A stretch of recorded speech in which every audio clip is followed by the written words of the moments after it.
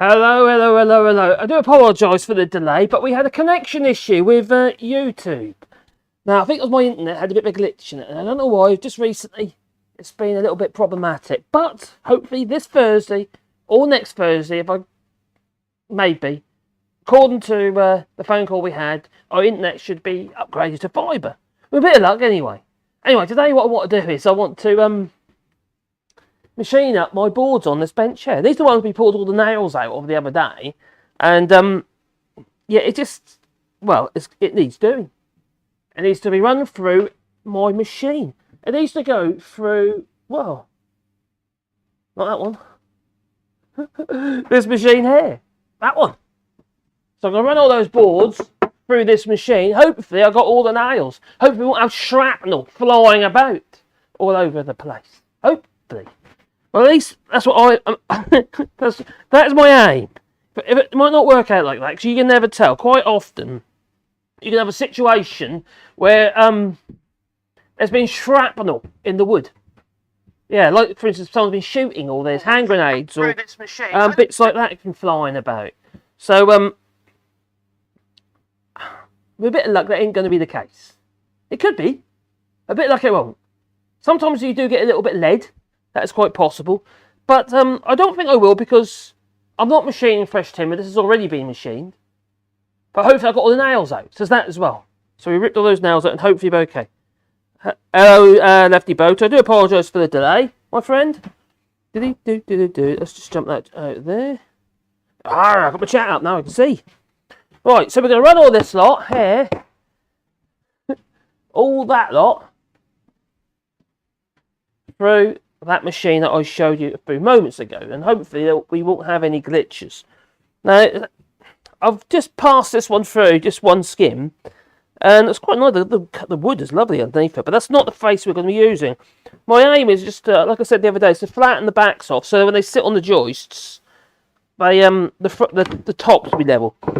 Which were originally, these were the bottoms of the boards, so basically flipping the boards upside down, so we get a better face to the top. This also will be run through the planes, but just skimmed.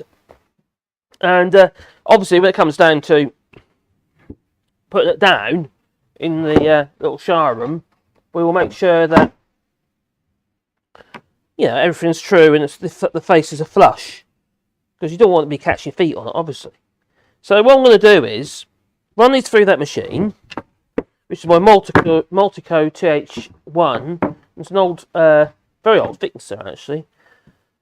That's a solid machine, and it can quite cope with this. But the other thing is, I'm not going. The blades actually need, the plane irons or planer knives. They need sharpening, which I'll do. Maybe I'll do that in another video. I'm not going to do it in this video. The reason for that is I don't want to run all this lot through and hit a nail and create another notch. You'll have to take it out again. So if I sharpen them, and then I'm going to ruin them. So we're going to use that with the dull blade. So it's not going to be brilliant, but it will still do the job. And then afterwards, which I might do another stream, is then sharpen the planer knives, which basically are the cutting edges that spin round and take all the little chips out. We're going to run all that, and all that stuff I've got over there is going to be run through that machine in a moment. And if I get time, I might make a grab handle like that one, but not quite. That's a really mangy one. That's what I made for the door over there in the workshop. But I want one for that big door that I made.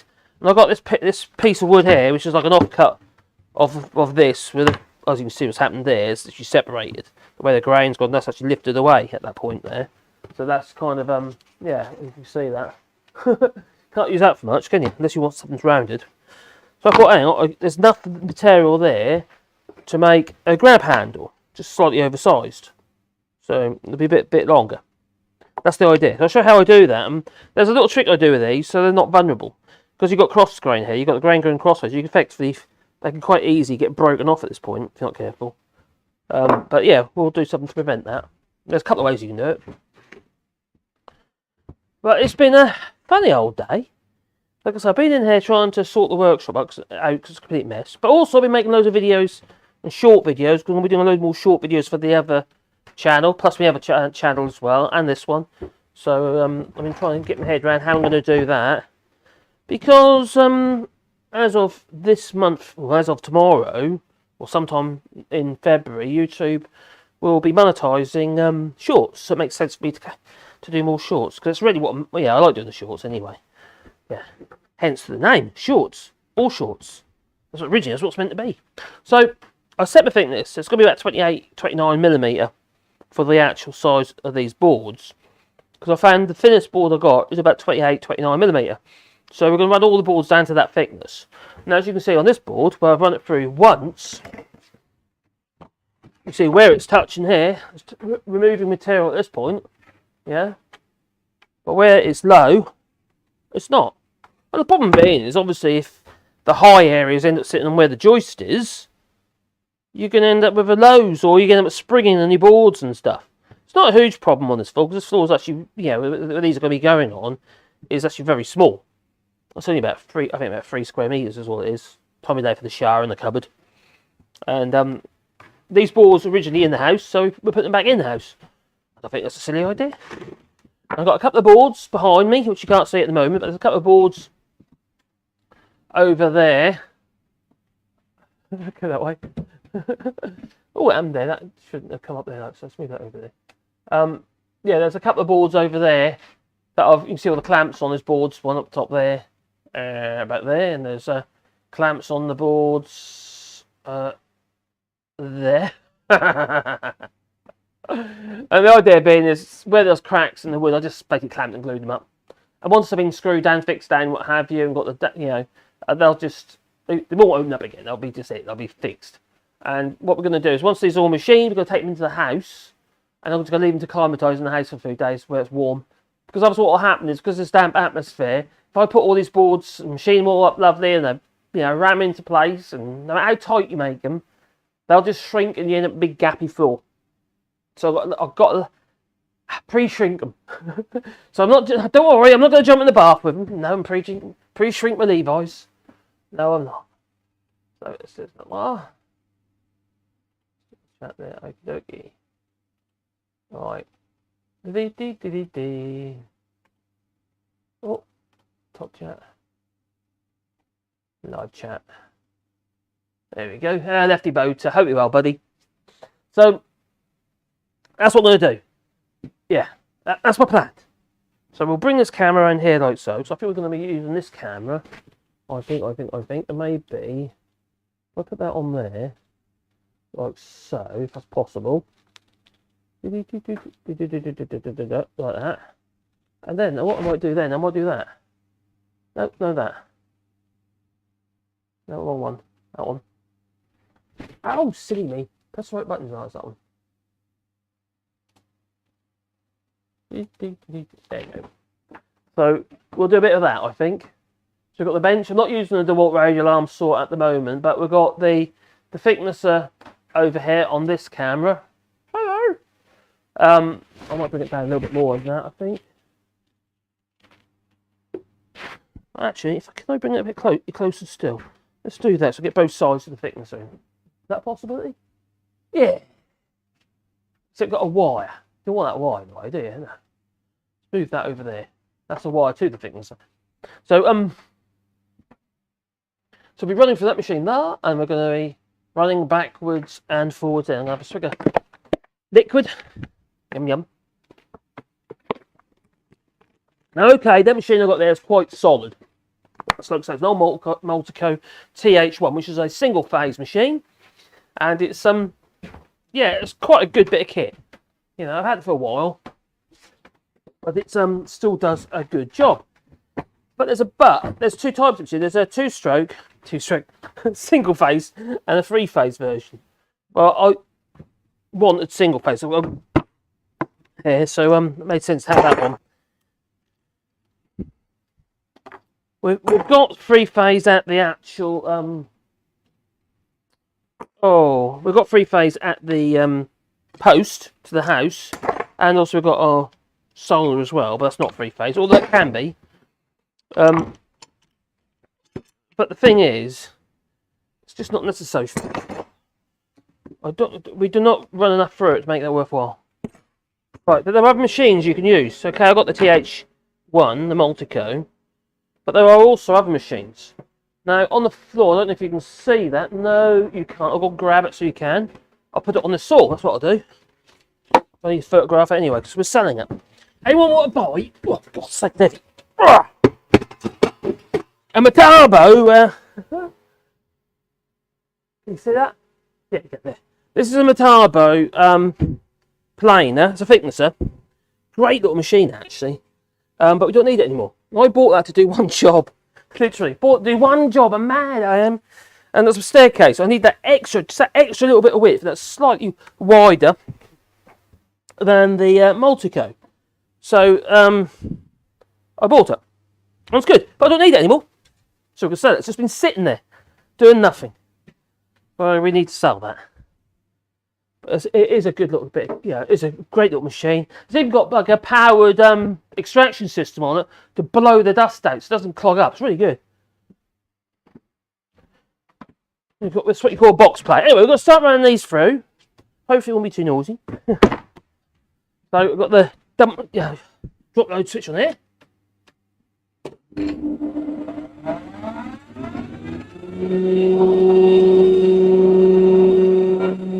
So let's see what we've got. This board's quite thick. So that's way too thick. But spin at that end.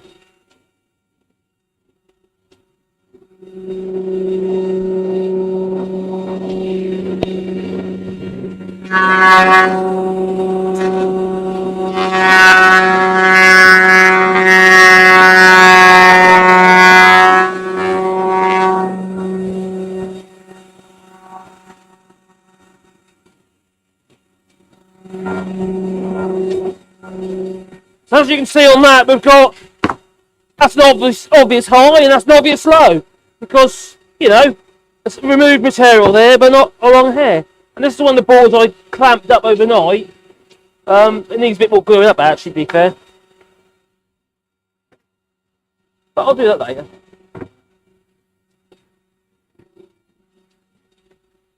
I'll do the long ones first.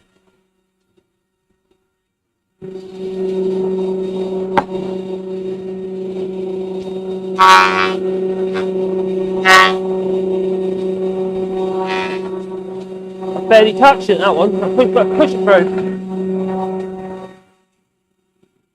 But you have to do that. You've got to start somewhere.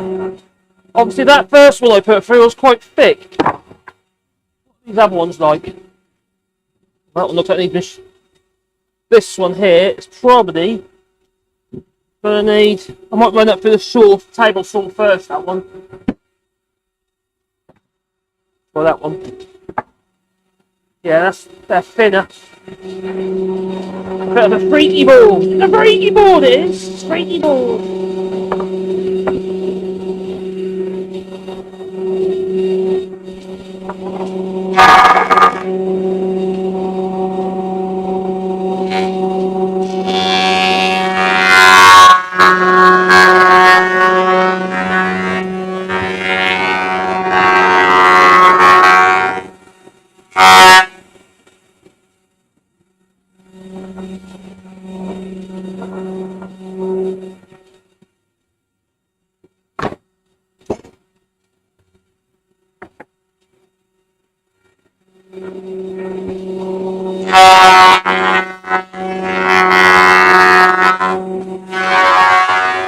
I'll have to take it bit by bit. I can't get mad at it because this wood is so hard.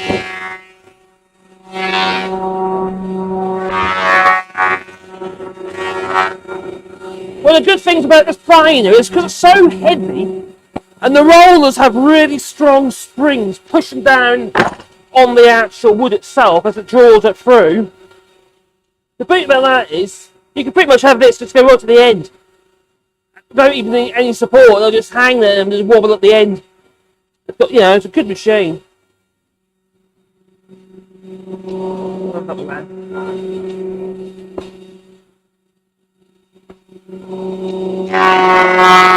the board up quite a bit quicker.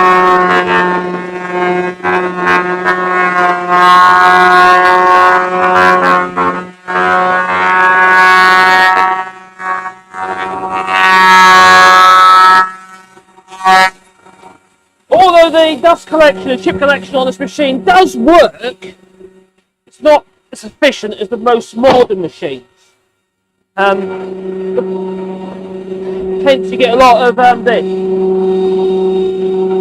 around the machine. But it gets most of it ends up in the dust extractor. So what happens is, as the machine turns on, there's a special switch. There's a special switch that turns the dust extractor on automatically in the other room next door in the barn. So I made that switch with my soldering iron. And it works. It's actually in a box that's behind here. The switch, that is.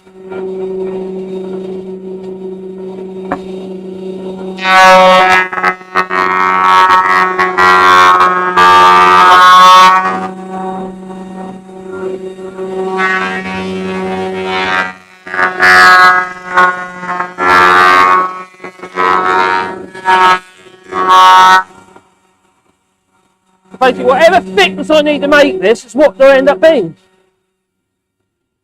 So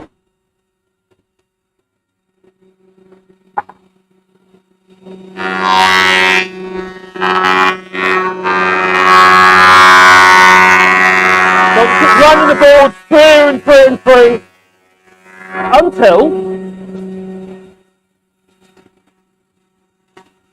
they are all the same thickness within reason. I'm not too worried about what's going to be the back, as long as it's somewhere there. I'm not trying to make the backs pretty. I just want to make sure they're relatively the same thickness. Old worm in there, that's gone though. It's not there anymore. It's haired up. It's old. Come and gone. Now, a little trick for you, if you have a problem with worm, you know, you take a Pritzen or an Ovex, they'll get rid of them for you. But that's threadworm. But if you're talking about woodworm, there's various ways you can do it. One is obviously chemicals, you know, rent-to-kill type stuff, Cupanol and all that. Xylophene or but if you've got something smooth, well, that's noisy one. Oh. If you've got something smooth, something small that you want to get rid of the worm, stick it in the freezer. As long as there's nothing, you know, with it that can end up getting damaged by sticking it in the freezer, just stick it in the freezer. And all those little larvae, and obviously anything with liquid in it, hence the bugs themselves, they'll just peg it. They'll blow up. They'll expand and freeze. They'll be goners. So, on small pieces, let's say if you've got a drawer or stuff like that, if you've got a chest freezer, you'll be able to just chuck it in the chest freezer. Obviously, smaller items you can put in the ale freezer, really, but it works. What we do. In fact, that's what my son does, and he works for the museum service. And that's what they do with their artefacts. They've got in Norfolk Museum Service, where my son works. Luckily, it's no longer under the Dean Dorries. Hey, although it's still not much better. The thing about it is, they've got these big old walking freezers, like butcher's type freezers. Big old things they got. They put quite big items in there. That kills all the bugs.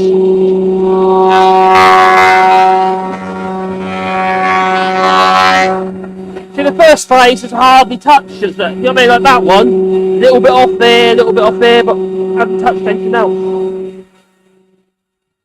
But if I go at it like madman, it's like, oh, whack loads off all at once. One thing, you put a lot of strain on the machine, plus it won't really help you, because what happened is the boards that need more off, they'll really struggle. You end up having to quickly wind the handle up. So you better have the food like this, so you don't do anything. For fine, you get to, you bet when I keep winding the handle down, eventually it'll get to a level where it will do something.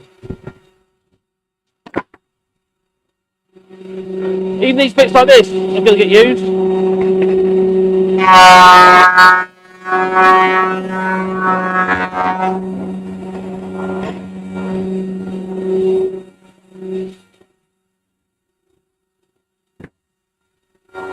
Oh, don't waste anything, me. Oh, no, not this. Don't have that. Put it on the fire. Rubbish. End of the day, if we hadn't put a mezzanine in the room upstairs, this wood would still be up there on the floor.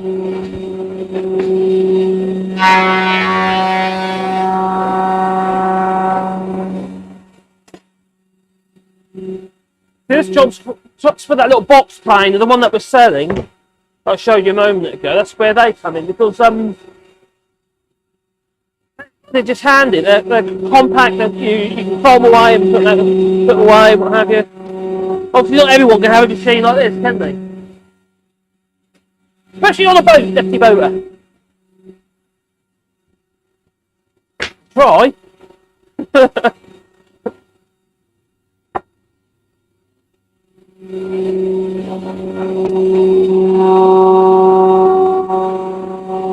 Oh, Lefty Boater, I've got my day skip and my yacht master. I used to have boats years ago. My dad's a boat builder, he's always on, pretty much lived on the Norfolk Broads almost, and then we used to go out to sea a bit as well, which is quite pleasant.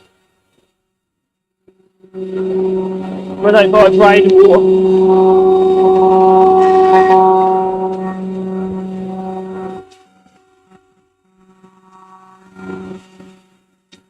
Pink paint on that one. Might be something to my daughter.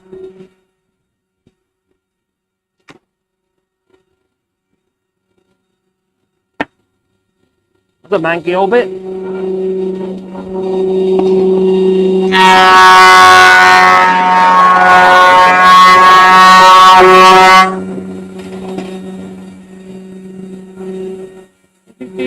Bits that are really bad, what I'll do is, you said, I'll sort them out with some resin. Right, this board over here is all glued up. Needs to be run through as well. La la la la la la la. I did the video yesterday that actually did well. After me having a lot of struggling with videos a few days before, they were doing really bad. And yesterday's video on the other channel actually did okay. You know, quite pleased with that. In fact, I've got another one's gone up actually on the other channel as well, but we'll see.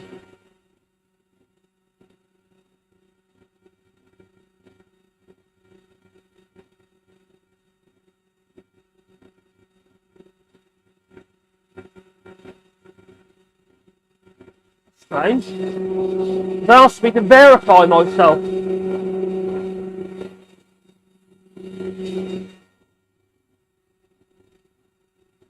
Ah, cleaning vinegar, okay. Oh, gentlemen, month 33, I hope you're all well. That's all right there. They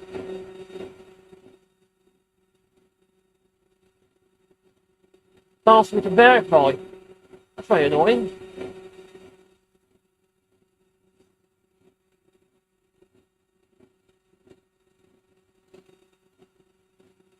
Notification sent to my phone to confirm it's me. Nothing's been sent to my phone. Turn it off a second. Noisy, isn't it? It is noisy. A notification was sent to my phone to verify it was me. I'm live streaming, so I don't know what they say that for. Nah. Anyway.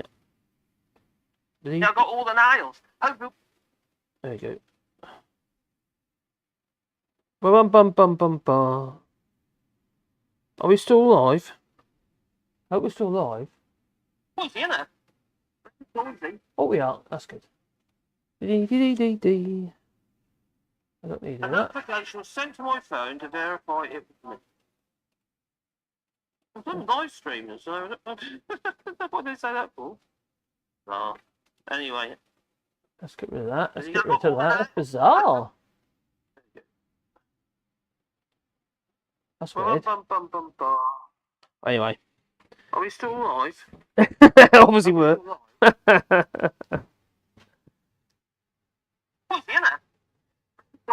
Oh, we are. That's good. Yep, still live. Oh, that's good. Cheers, Hawk. Yeah, I just had a little thing come through asking me. I just had a little thingy come through telling me to verify my connection. Verify who I am before I can proceed. I don't know why that was. It's all streaming.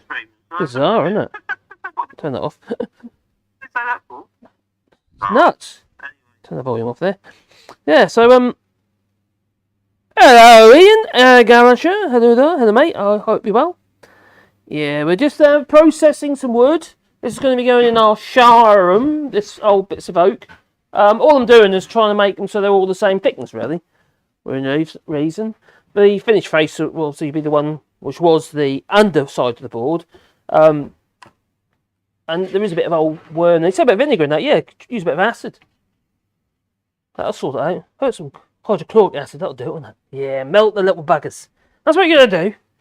But a Tory. Supposed to be Tories, that is. Oh, gotta be careful what you say.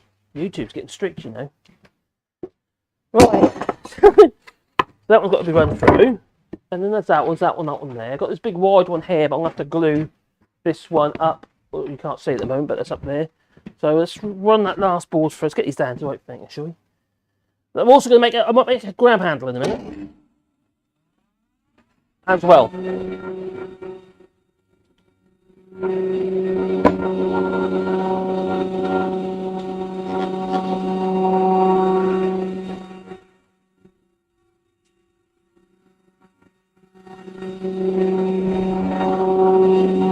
I barely touched that. I don't remember in my stream the other day when I started doing this, had nails out, and I had to use an ordinary melting technique. But I mended my one that I normally use. I don't know why. That switch side, the switch was dodgy.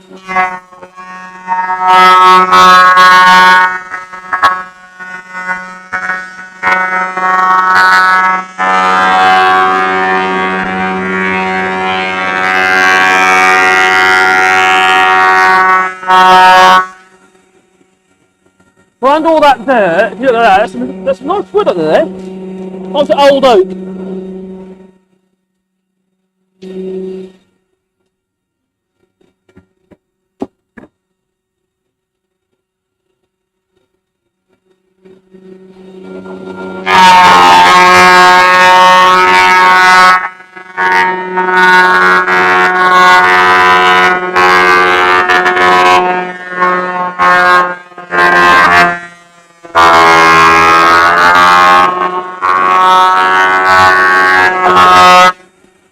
Obviously a bit thicker at that point.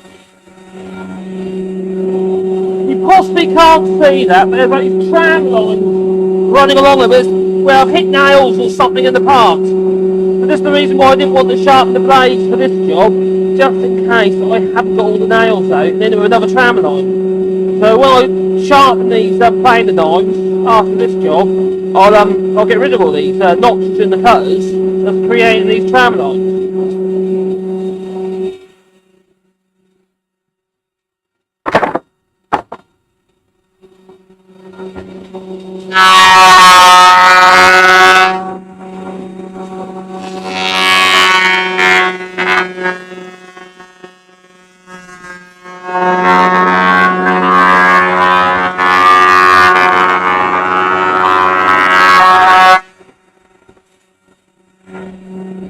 Dum dum dum dum dum dum dum dum dum.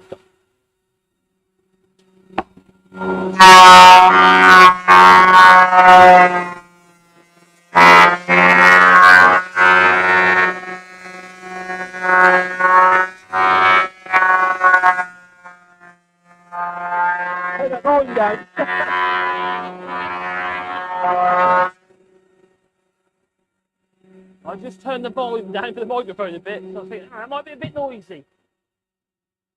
Remember to turn it back up again when I've done this bit. Yeah, it's peaking. Oh, needle's going red.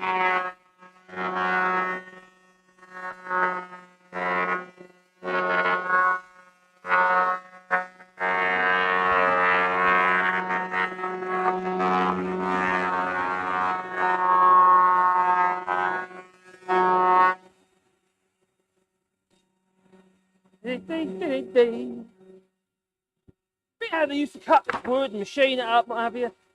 It's all done by hand. You know? Must have took forever.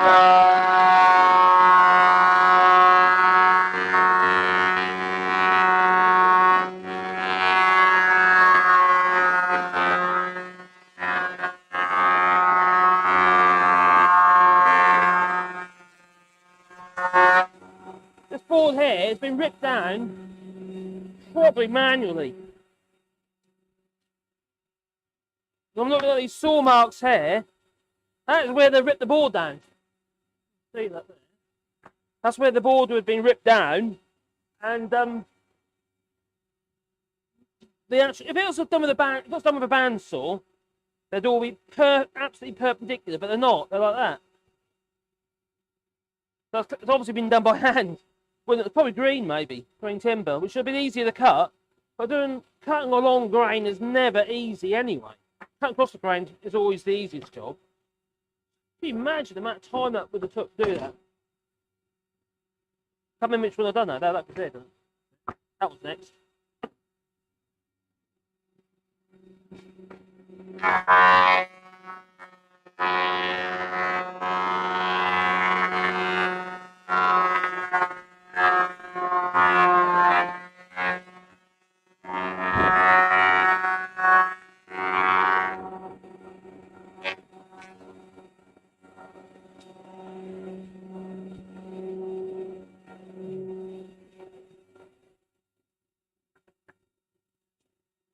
Blimey.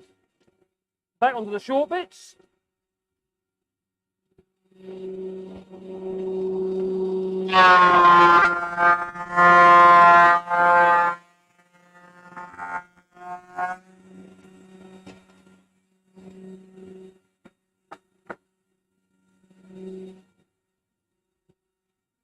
So I'm probably forced to do a bit of resin work on these as well.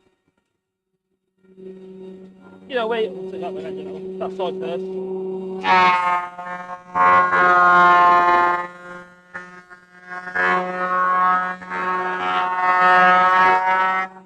Not bad, that's like a 10-inch, 250mm wide board, maybe 230mm wide board. I did that once swoop, but it takes quite a bit off at times. We're down to, we're actually on about 29mm now. It's probably got to go down to 27 to 28mm. I'm finished. Now when I machine these, if the board's got a bit of a cup in it, my first face would be that way. If the cup is going that way, I would machine it that way first. The reason that you get a flat surface, you see, to machine a flat surface, otherwise it's going to rot. Oh, that's nasty.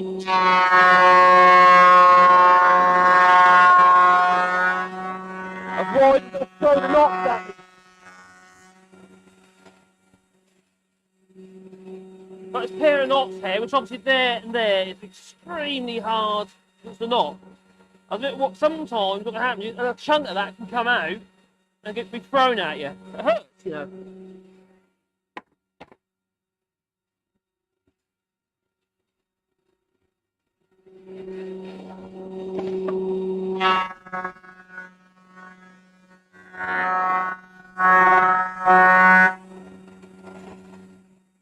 What I'll do is do this one pass that we just done, then I might make that grab handle, then I'll return to machining the boards again.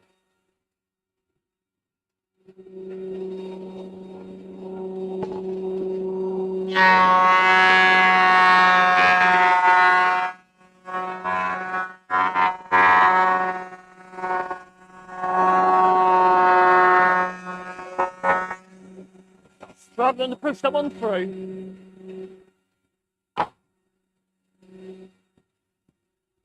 Little grab handles, they're really easy to make. They look quite cool actually when they're down. Oh, that's going that way, that's that way.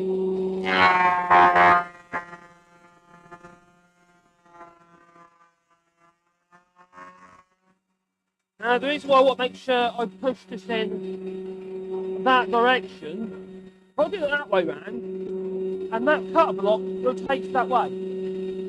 Because I grabbed all this stuff, it's all will be cut off anyway. I know, really I could have just ripped it down really. And that could have stripped all that stuff in your face. But because I did it that way, the cup, I was taking it, stroking it downwards, which kept these loose bits in place. I know they've got to come off anyway, but it's not here and there. It's debatable whether I've got enough material, you see, so I have to kind of be a little bit ginger with what we've got. First of all.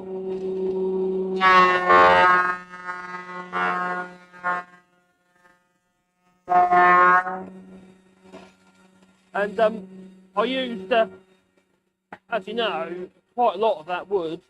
That's from the mezzanine floor in the on that door.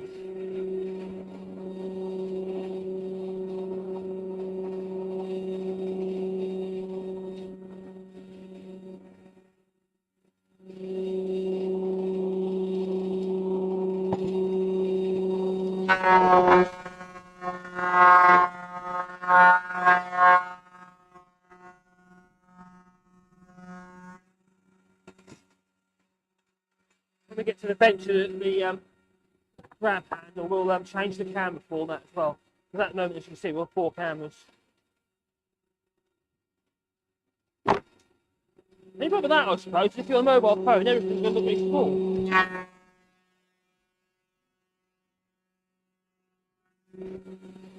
Here we've got, look at the grain there, that's going that way, so what makes it go that way?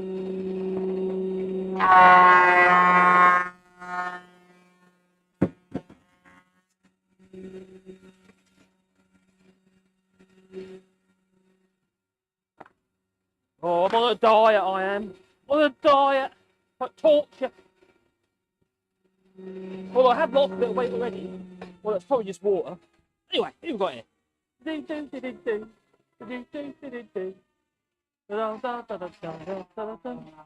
Camera back over here. Oh, enough of that noise, isn't it? Quite noisy, that whole thing, isn't it? Noisy. Oh. Do I need to increase the volume? Oh, I don't know, maybe a little bit. Maybe a little bit. There you go. Because I knocked the volume down once I realised that it was peaking. Because obviously it'd be way too loud. It'll burst your eardrums. Hello, Byron, services, and what have we got? Orchards. If you have to buy that kind of old oak planks, you'd pay a lot for it, you would actually. Old wood is stinkingly expensive, it is. The other thing is obviously you've got to put up with the old wood, you've got to put up with all the nails and the old holes and stuff like that you can see in the old wood, you know. Because you've got to get rid of them. But you can make some really lovely things, especially if you obviously make smaller projects. In this case, I'm going to try and reuse what we've got left, which isn't a lot, on this little tiny, it's a tiny little shower room. Most of the space is taken up by the shower tray and the cupboard that's beside it, which makes up the divider and the shower tray. So it's only, in total, 3 square metres.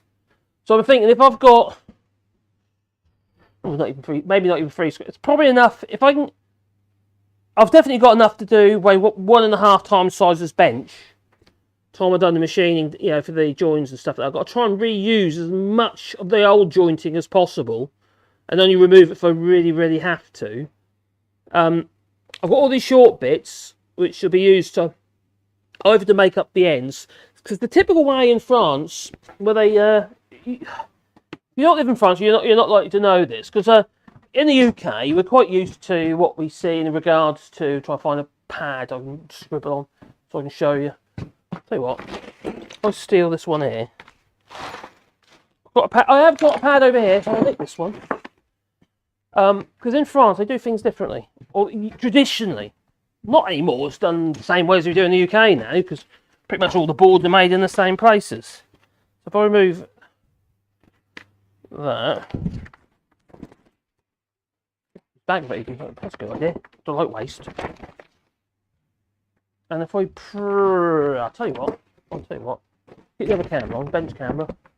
Oh, there you go, and then we'll move those clamp set away. Typical way, or the old traditional way they did flooring in France.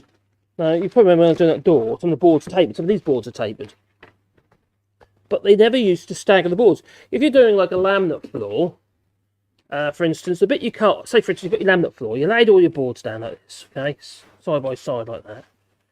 And the bit, let's say there's a wall, one end of the wall there, right? And they've got the wall there. So in between a space, it's longer than what your boards are. So the offcut, say for instance, one board comes up to there, all right? You've cut your board at that end, so they cut it up against the wall, or with the expansion gap. And that piece, not that piece, so you cut another board to that size to fill that space, making sure obviously your tongue groove's on the right side. But the offcut, this piece here that came off the end, this piece, use that to start the next row here.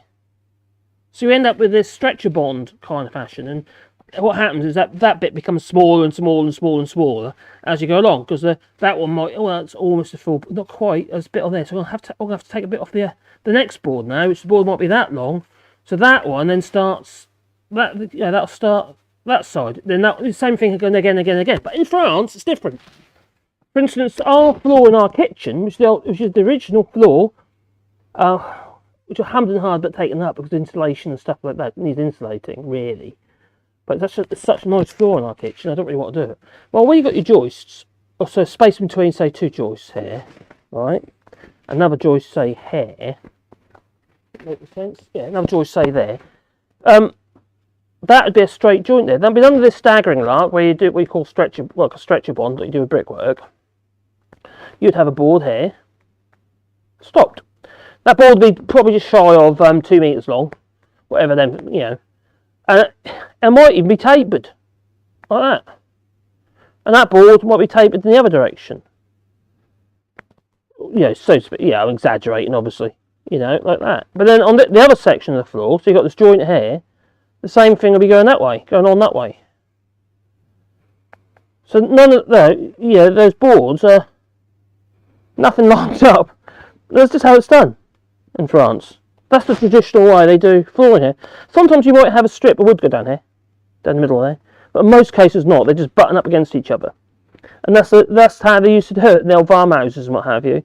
And everything was butt jointed and what have you. Tongue grooved. Again, all these boards be tongue grooved. Some of the boards could be as much as like 300mm wide at one end. Some boards be straight, some boards be tapered, and effectively you just make up the difference as you're going along. But yeah, they didn't want waste. I suppose when they're machining wood by hand and they're cutting all this timber, all this wood by hand, do they really want to cut an extra board just so they didn't have an extra 2, maybe 3, maybe 4 boards, just to save that, you know, just so they can have straight joints? They're not going to do it, are they? It's not how it used to be done. So anyway, that's how the French do it, or used to do it. So anyway, we've got this wood here for the moment. Just to give you a break from the noise, I'm now going to make a grab handle. This is what I'm going to make it out of. Oh, let's move that out of the way. Sorry about that. You can see that. I'm going to make a grab handle out of that. Now, ever so easy to make. Now, you look at that, it's pretty obvious, isn't it? How easy is that? But there's a little trick about these we've got to be careful of, because the cross grain is here and they can snap off. This is one actually I took off the door in the workshop. Actually, it's only a rough old one. Just, I need a quick grab handle, so I just made a grab handle. But this one is going to actually go into, if it's, oh, yeah, it sounds a bit weird, this bit wood actually. Hopefully the piece of wood will be okay. I think it'll be right. If it's got a split in it or something, internal split, I'll have to rethink it and get another one, a bit of wood. But I'm only taking that little section out here, you see. So, first of all, I need a straight edge to work off. Now this side's got a taper on the side, so that effectively dictates my straight edge, my straight line. Sort of a straight line, if you put the, yeah, kind of a straight line. Might be a little bit straight-ish. Lots of issues going on here. Now that bit here is split from there, so I can cut on that side of it, and I can work off that. So all I do is just run a line through there. Now I do have a lovely machine that I made in the other room through there, which can cut wane edges off boards. Wane edge being the wavy cut of the bark edge of the board. So yeah, there's wane edge. And it's basically like a track saw. It's very long, it's some 4 meters long. It allows me to rip down boards. With tapers on as well, which is really handy when you're doing this kind of work. But I don't need that at the moment. We're just going to do that on the table saw over there, for which I've actually put my Thiknessor that I want to sell in the way. That was a bit silly thing to do. So we'll just rearrange that, which is that one, I think. No, it's not, it's that one. Oh God, I'll get there in a minute. Oh, I've got to learn. As you can see, on my table saw, there's another machine, and that machine I want to sell. Because we're not using it. Just sitting there for no reason. Well, not sitting there. I just put it there because I want to take pictures of it. So I do need to take pictures of it. I like multi-cams, but it's better when you use... Oh, yeah, one at a time to get a bigger picture. Yeah, I think I just got to... I did have a bit of an app on here, but it keeps fading. I can just swap between one to the next, so to speak. I think the multi-cams are very well, but when people on mobile devices, they're going to be too small, aren't they? It's going to be way too small.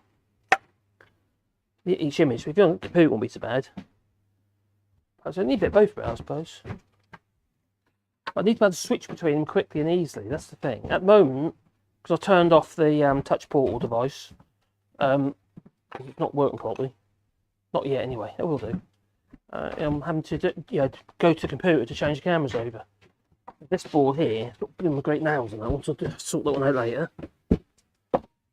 Another board I found, but I think I might have enough wood. And this thing here, this Thiknessor, it's quite a good machine actually. This is the second one of these I had, not the Multico. I had a different one. I had a Jet before, but the Jet didn't have this device on. On this one, we have this little lever. I don't think you can see it from there, but it's a big lever that locks the actual cutter block in place, so it can't move up. Whereas the other one, you used to find that if it's struggling a bit, it used to like ride up and down, which then you end up with cuts that like that. It wasn't that great on the Jet. This one's definitely a better machine. It's got these arms that come out that locks onto the bars. It's like a brake. So whenever you set your height here of your cutter block, it's a good machine. It really is. But I don't use it, and I ain't used it ever since I've did the one job I bought it for, which was the staircase to do the treads. Because I just need that extra little bit of width on this particular staircase. Oh, it's a heavy thing though.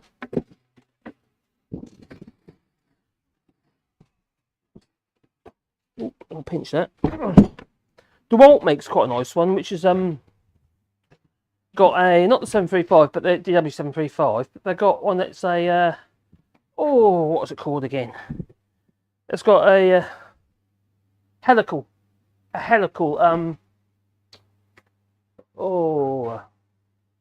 cutter block on it, and they've got like those little tiny little cutters, little square cutters, and it's so efficient, but the cutters are expensive because you see with this machine here, I can just take the planer knives out and just sharpen them up and put them back in again. So one set of planer knives can last me a good long while. Which with those little helical things, what you do is with the Allen key, you've got a little square cutters, and they're sharp on four sides, and you use one side at a time. So they're not really sharpenable, so you have to turn them around on each of them. So that's 60 odd little cutters you've got to turn around, and that's quite expensive to replace them. Which isn't that great. So like that anyway. So I've got my line. I need to get the blade down in that saw. I want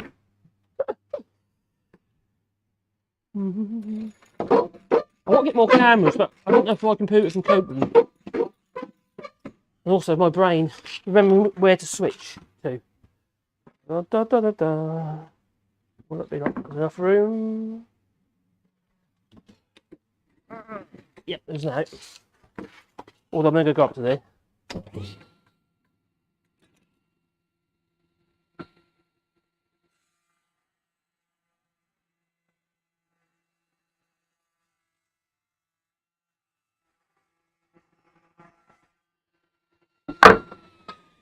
You need that, need. I'll use the radial arm saw just to cut the length, and we'll work from there. There you go. My DeWalt radial arm saw. You've got to be careful when you're doing this, because use a machine like this, which is against the fence. I don't know if you can see that. Oh, you can see. You can see that gap behind here. There's a gap.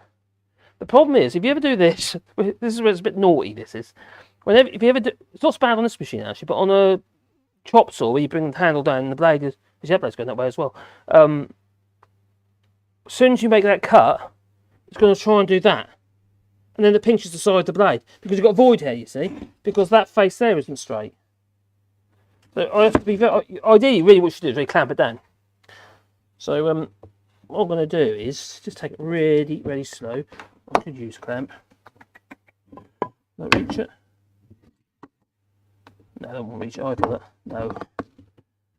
Not going to. I'm not going to do as I say, not to do. Take it easy.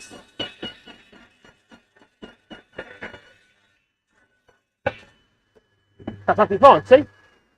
But if you try and go straight through, effectively what would happen is once you made that cut, go do that. Literally just do, you know, see, once you get through part way, I'll try and push towards the fence because you've got a void behind there. And then this part here will grab the sides of the blade and it's potentially dangerous. So, okay, I've been doing like this for donkey's years, I don't. If you're new to it, or a little bit absent-minded, I suppose I am. Doing there. Oh. It might not be the best bit of wood for this job. It's not. I don't even say that. I wanted to find enough piece of timber, but there's you got the rings here. You see that split in that ring there? That piece of wood just there. There's a split, but that actually continues all the way around. So it's trying to separate, a bit like what it has done here. It's trying to separate. Now I could. What I would have done would be to wax some super glue down there, airline it so it goes right in. If it was that fast, do you know what I mean? But I'm just getting a bit of wood. And then clamp it up and leave it, and then that'll be absolutely fine for the job I'm using it for. But I don't want to use that nut now. It's made me unhappy. I'll use another bit. What bit can I use now? Now I found out that bit was no good. Oh, that's an interesting piece over here, actually. What's that bit like? Oh, let's bring it back over.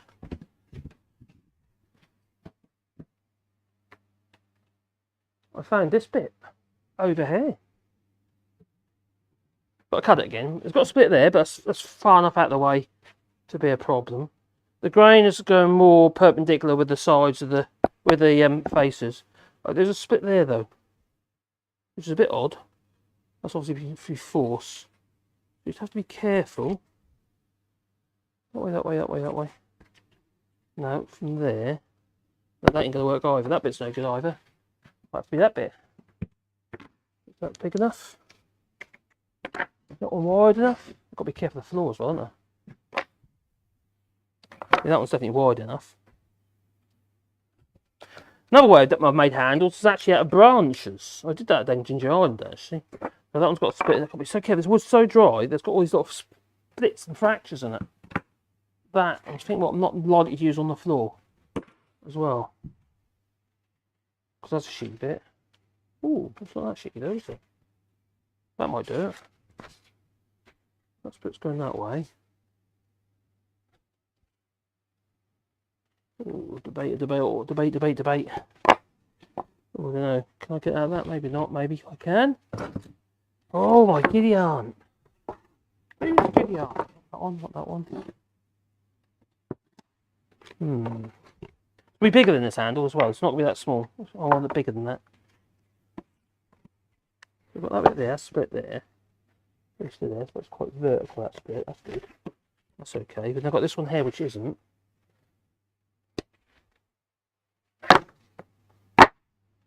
Unless I have a look in the other room and see what I can find in there, maybe. There's one in there, piece of wood in there. That looks too good for that. I've got to be so careful because I've got to think about that floor. Ooh.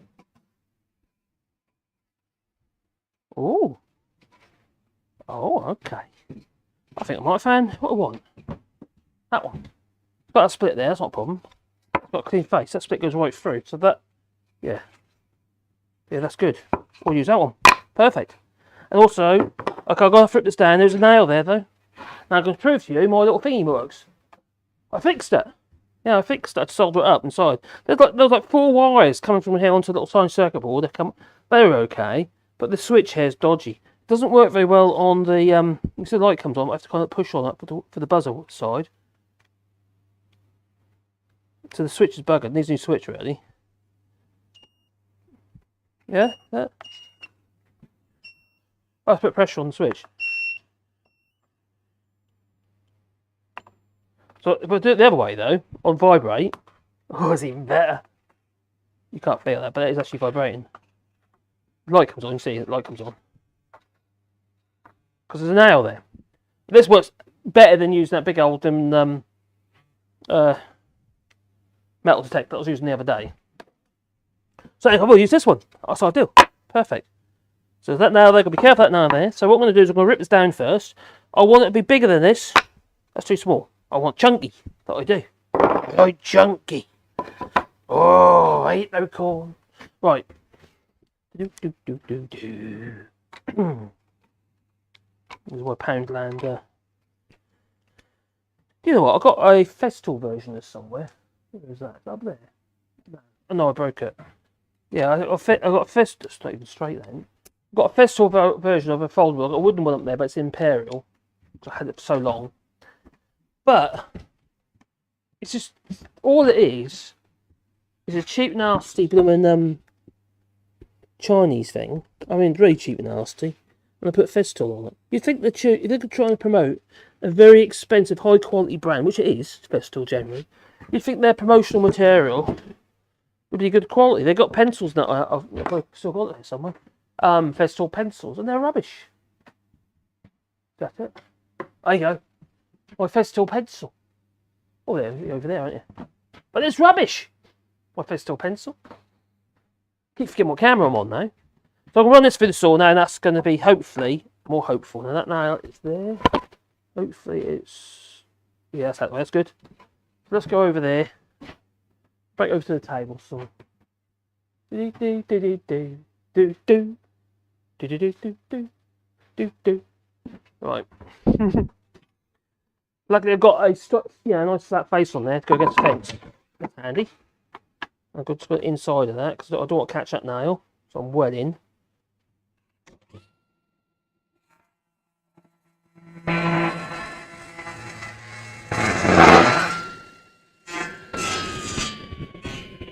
Normally, which I didn't do that, because I would normally use one of these push sticks. The nice thing about these push sticks is these ones, is when you use that and you pass that through the saw, like that, where the saw blade, I've mentioned this before, I know, raises at the back edge like so, it's trying to lift the board. Try to do that. But when you use this push stick, it can't. That's what I normally use, to be fair. I didn't that time, did I? Let's do that side and show you.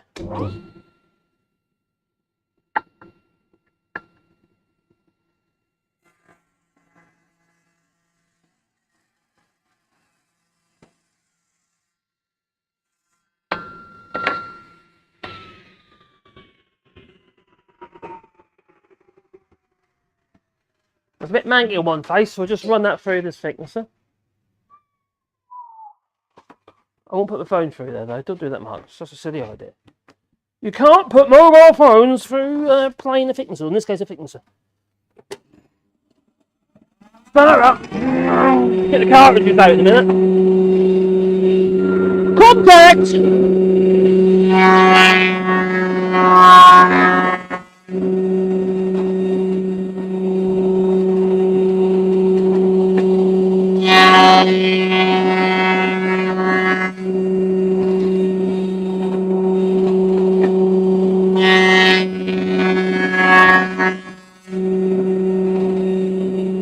Good. Okay, notches. Sharp on the edges. You can see a bit much nicer finish. Sharp on the edges instead of the middle.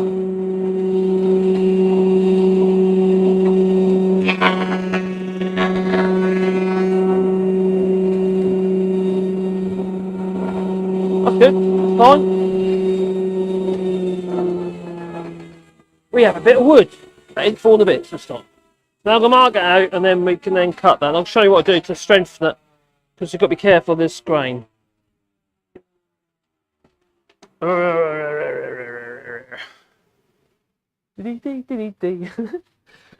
so I want a bit of wood. It's longer than I need, but I do want to make this one longer. and a bit deeper, get your hand in there. So I was going to make it a little bit, you know, a bit more bulgy. Where's my lovely pencil gone? Not that one, not the crappy old Fez tool, but the one that Glasgow Kiss got me. Right. Oh, you got an SCM, have you? Lucky bugger. You got the SCM. Oh, the which one is it? You got the 10-inch SCM or the no, it's 12. No, the 12-inch one I'm talking about. Oh crikey, my friend had an SCM here in France. Oh, you got the Tersa blades in there, have you? Oh, they're good, they are. Yeah, they're easy to replace, but I'm a skin flint, you see, so I want to be able to sharpen my stuff, and that's the thing about those Tersa blades, they're tungsten, aren't they? And they're very similar to what we got in the my little Metabo. And although it's little Metabo's great, the actual cutters for them, the plain knives are quite expensive. But I have managed to find them in China, tungsten carbide ones in China, or high carbon, whatever they are. But yeah, they're really relatively cheap. But still, you're only getting 2 cuts on each face. You've got to hit a nail or something, and then they're buggered, don't they? You've got to start again.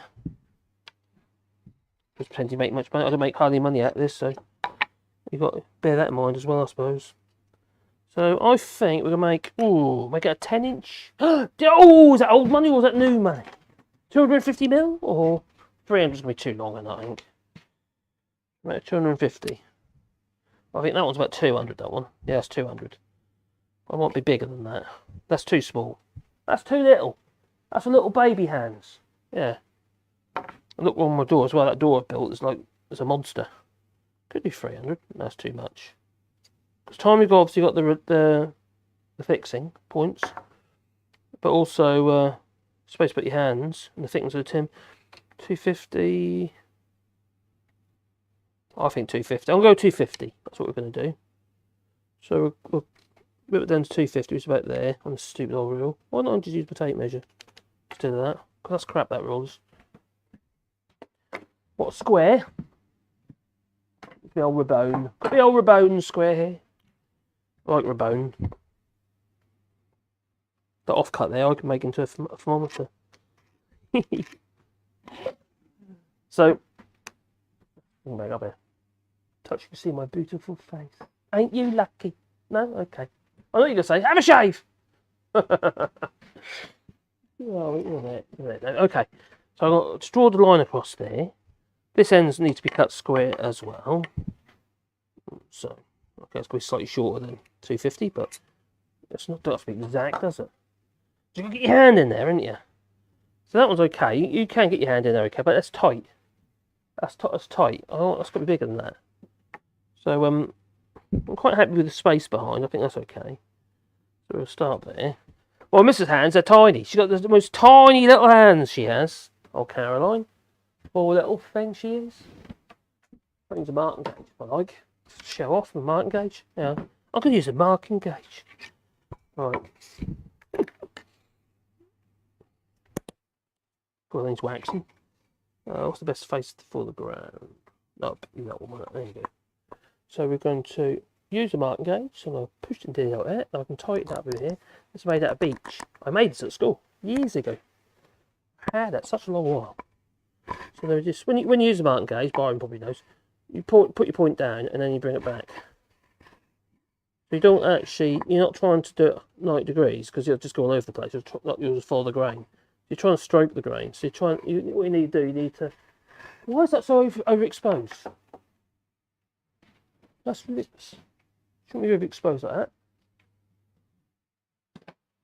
That is way overexposed. Let's go on the bench camera. That's better, isn't it? So, yeah, like I was saying, when you're using your marking gauge, obviously you stick it in to where you want to go. So you stick your point in, and you can adjust the stop to suit. And then you bring it down to the wood, and then you bring it towards you. Don't try and go at 90 degrees, because like I say, I'll just follow the grain. So you just down, and that way, like so. And then if you want to make it a little bit darker, easy to see. I know I'm exaggerating everything here, I know, but you can just run it. You should be able to run a pencil line in like that. run a pencil in it, in the groove, or the mark you just made. So that's going to be the base. And that's the length. So that's the base part of it. Obviously, we need to find the middle. So, tape or rule. Where's my long rule gone? My long steel rule. That'd be the ideal thing to have. I think it's on my store bench. There we go. Found it.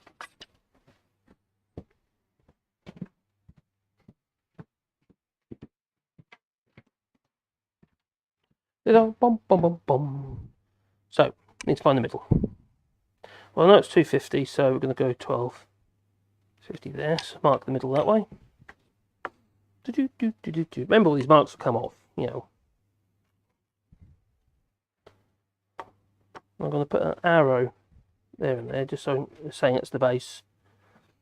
And then I've got to think about, you've got to spread the screw thing down, right, onto the door. So you need enough room here to get your fixings in without it being like starving for space. You know, leave a bit. Sometimes you might want 2 screws in there, but I'm going to put 1 in each end. Depends on what you want, I suppose. Because you've got enough for the thickness of the wood, you see, and enough room. It's got to be left for your hands. It'd be a bit awkward, wouldn't it? Otherwise, you can't get your hands in there. How long do you think that's going to be? How long have I left on there? Only about an inch and a quarter, 30 mil. 30 mil? Might be 35 mil.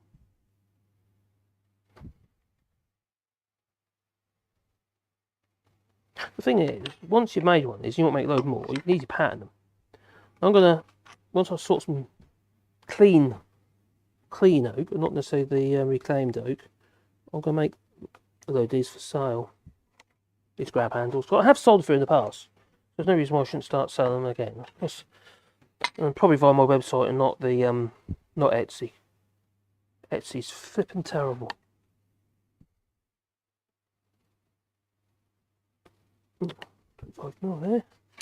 I'd actually had a problem with Etsy yesterday with Etsy, which really annoyed me because I had a customer who got a thermometer in Germany, and it was okay. You know, there's nothing wrong with the thermometer that I made, but the actual insert, which is the little digital thermometer itself, for some reason that particular one I sent her wasn't very accurate. So what I normally do, if that's the case, I normally send another one in. If it's in Germany, I'd actually just order it and get it sent to her directly, and they just pop in. You see, you just drop straight into the hole that you make in the block of wood. So it is a block of wood, really.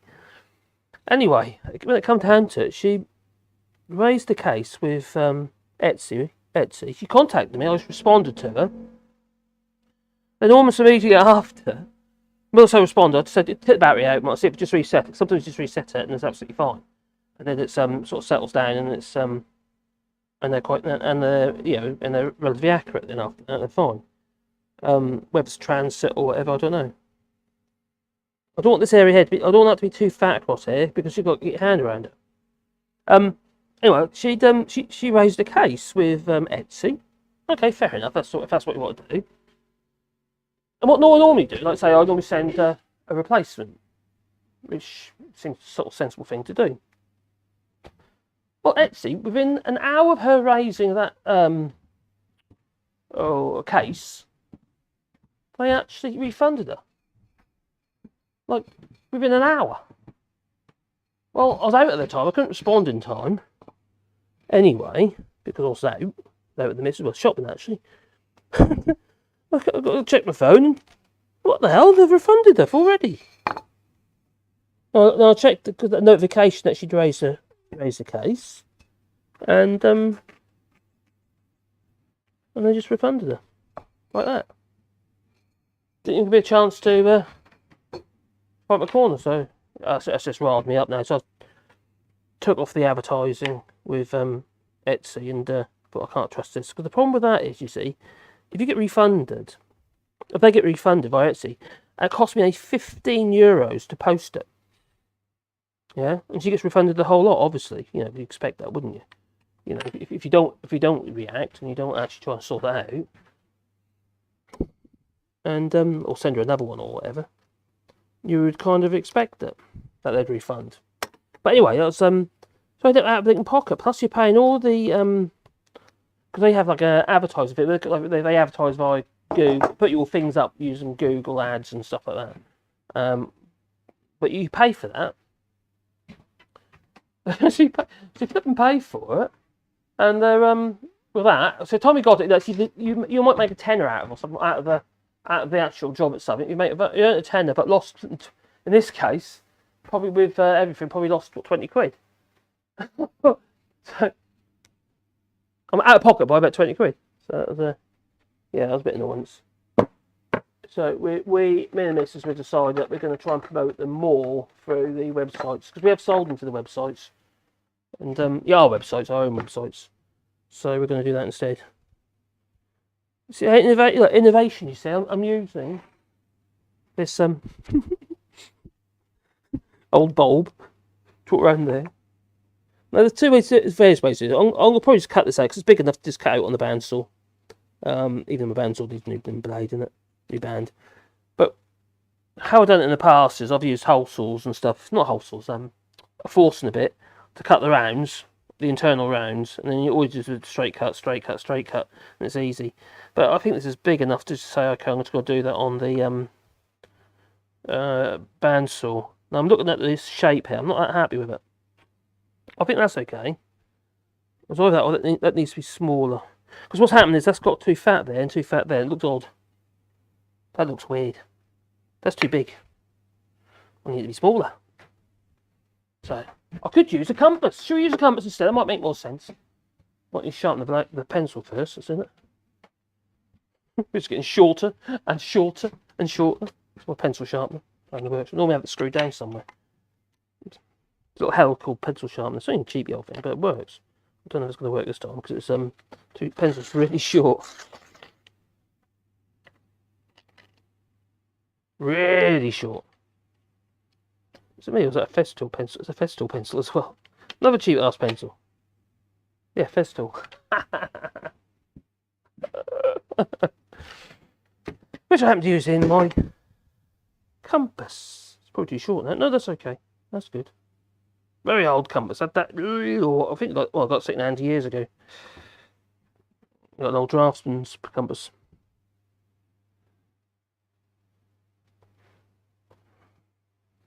No. There to there. No, it's smaller than that. I should have really a series of circles I could draw around, really, shouldn't I? Well, I'll do it. There. No, to there.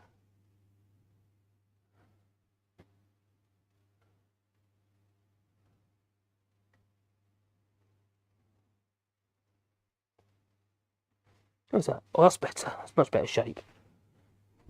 I could have just sanded it off actually, so it's easy to follow. Hopefully, I won't follow the wrong line. Oh, I shouldn't do though. It's sticking out too far. Going to there, off a bit.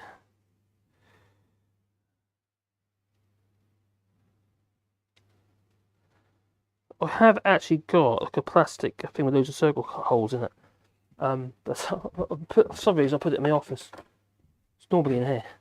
So I've just got to remember, obviously, not to cut that line there and cut that line there, because that'd be silly. So we'll take this over to the bandsaw, and we'll cut this out on the bandsaw. You could just rip that down there, actually. Just rip it down to width, rip it down to length, using the machines, and do that one down to length, because that's obviously doing the bandsaw takes a rough old cut. So I might as well just do that with the table saw.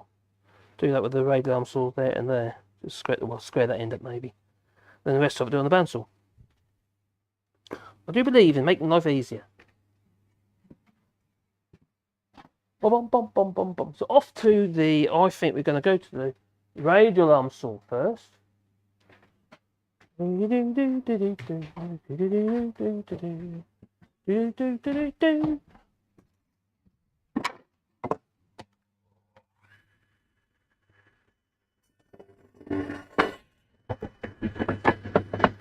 Get this end up.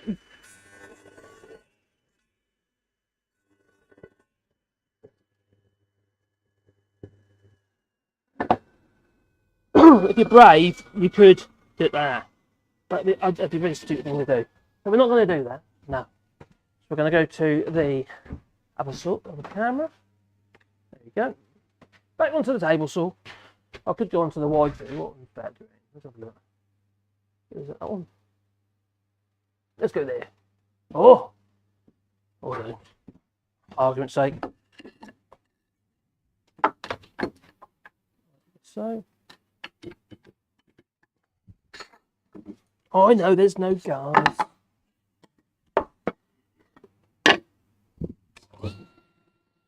Ah, also, one thing I didn't point out earlier, that blade's too high. You only want just above, not too far, not too low, but just above the actual height of the piece when you cut it. So it doesn't lift the back so much, and also you've got less blade sticking out to cut you.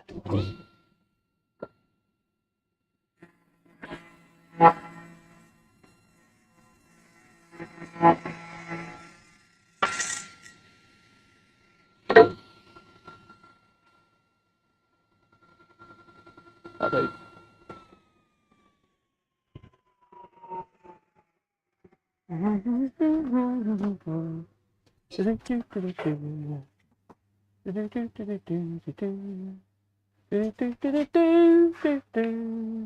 Oh, onto the bandsaw.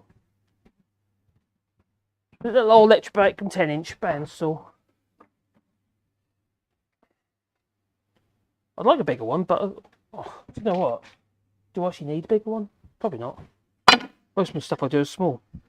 Some ways, that bend there, I've got a curve in there. It's now a bit tight, really, for that blade. So, could do it on the fret saw even. Maybe that's why I've done that in the past, where I used forcing a bit and drilled the 2 rounds. But we'll see.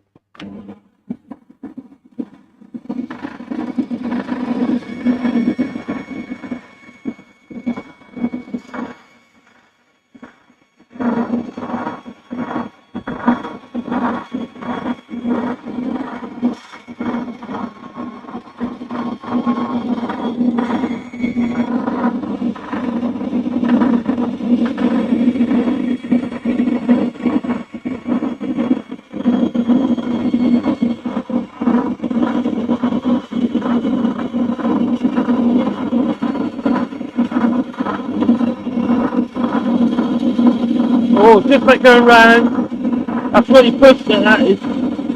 Yoke, especially.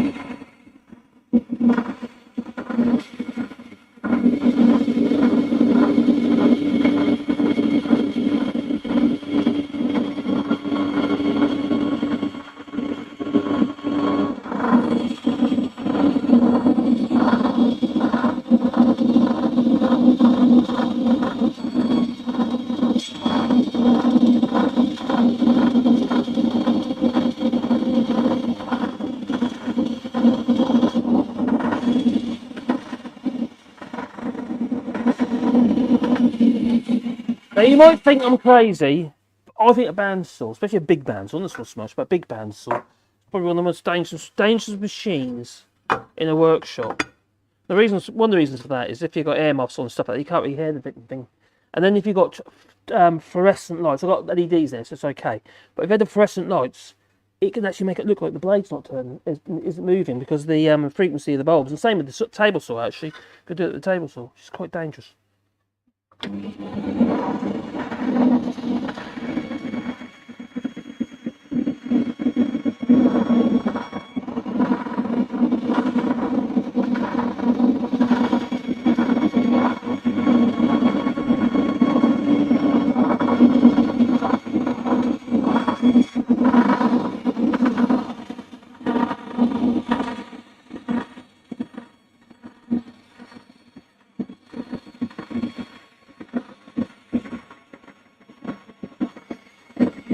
If I was making a load of these, I'd make a pattern. All I've got to do is just draw the thing out, draw around the pattern. It's a sensible thing to do. Woo!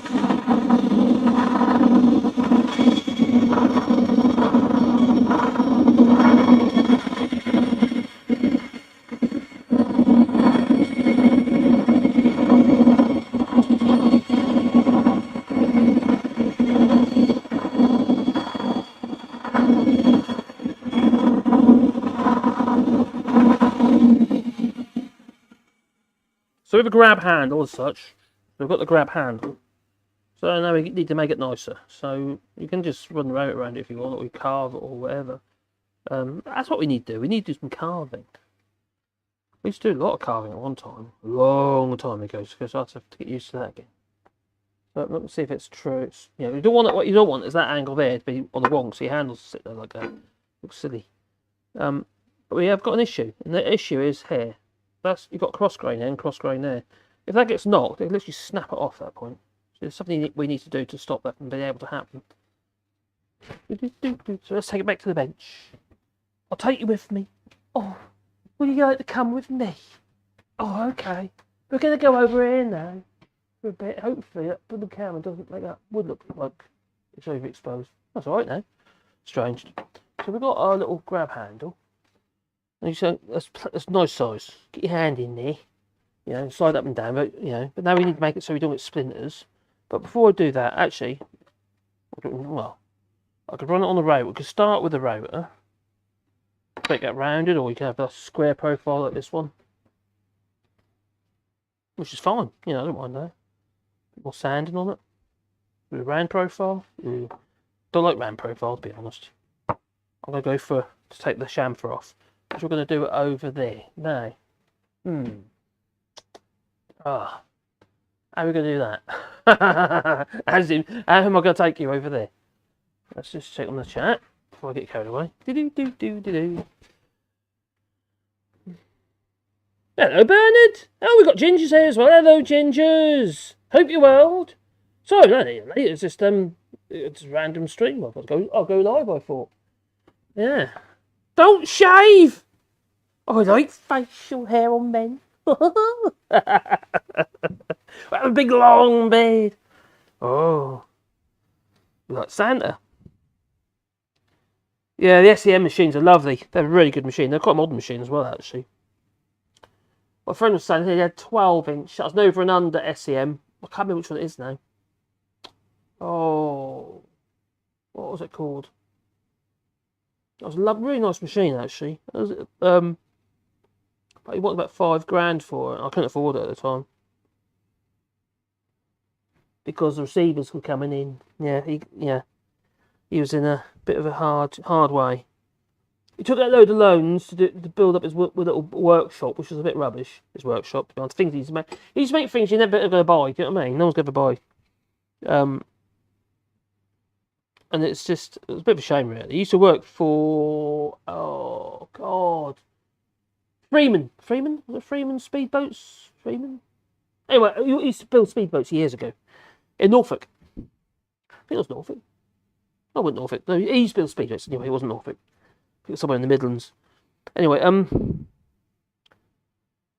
hello, Bert. Right, I'm so late. Was having a nap under the blanket and with the fire on. Oh, I went in to see Caroline and have a cup of coffee with her, and then I fell asleep on the sofa for a bit. With Wally, snuggled up he was, lovely little boy. Yeah. Lefty boat went late, he was right here at the beginning. Okay, I'm not going to miss this one, he missed the last one, you see. So yeah, it was, yeah, I do that these days, I'm getting older, sure, but I never used to fall asleep during the day, never. These days I fall asleep at the flipping computer. But I've lost a bit of weight. It's starting to drift off, so my diet is sort of working. No alcohol though, that's no wonder. No beer. Not an old beer, no. Can I make that one reach over there? I can't make it reach, but I can lift the camera up a bit. At the moment, my little router table's cut. Well, you can't see it over there, that's silly. That's no good there. It's you might just have to bear with me. If you look in the corner there, wood burner, those cans are. That's where my I'd put it, my little table that I made for my router. So I'm going to use that to bring a bit closer. You're not going to see close up because our cable isn't long enough. Messing it over there. Isn't that a mess? Anyway, grab my handle. I'm just going to run the router around that. set a bit coarse at the moment, so I'm going to have to drop it a bit.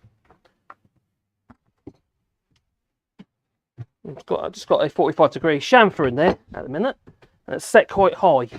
I was using that on rails and stuff, on shutters. You just take quite a bit off of that. I've got a little handle.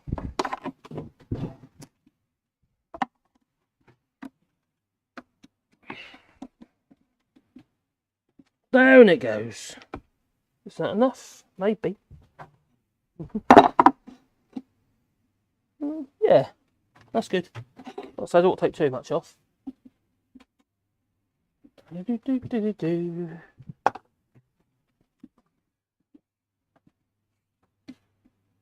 Drop on the lever now. There you go, lock it off. It's locked off.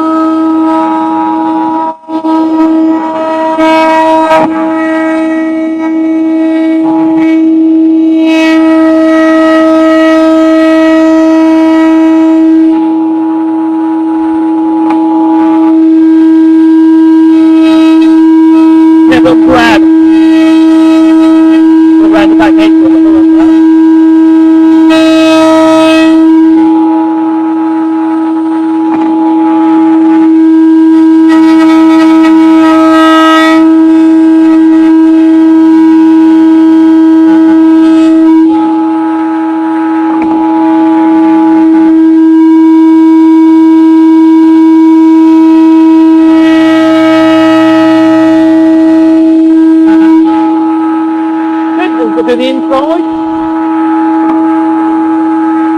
The inside I might actually make oil on. I might raise that bit on the inside. You can round off, I suppose. I'm not going to. I'm just going to raise the cutter a little bit on the inside because my fingers wrap round. So let's unlock it. Anti-clockwise a little bit, not too far. A bit right. Off again. So I've got full movement. There we go.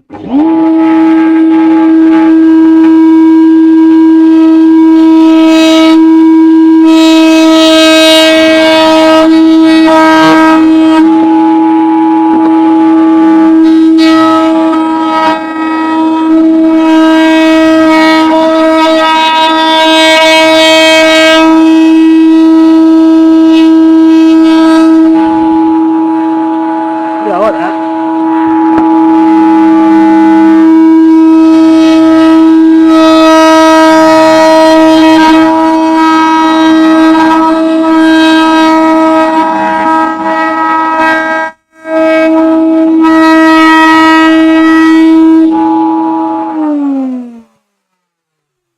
That's good.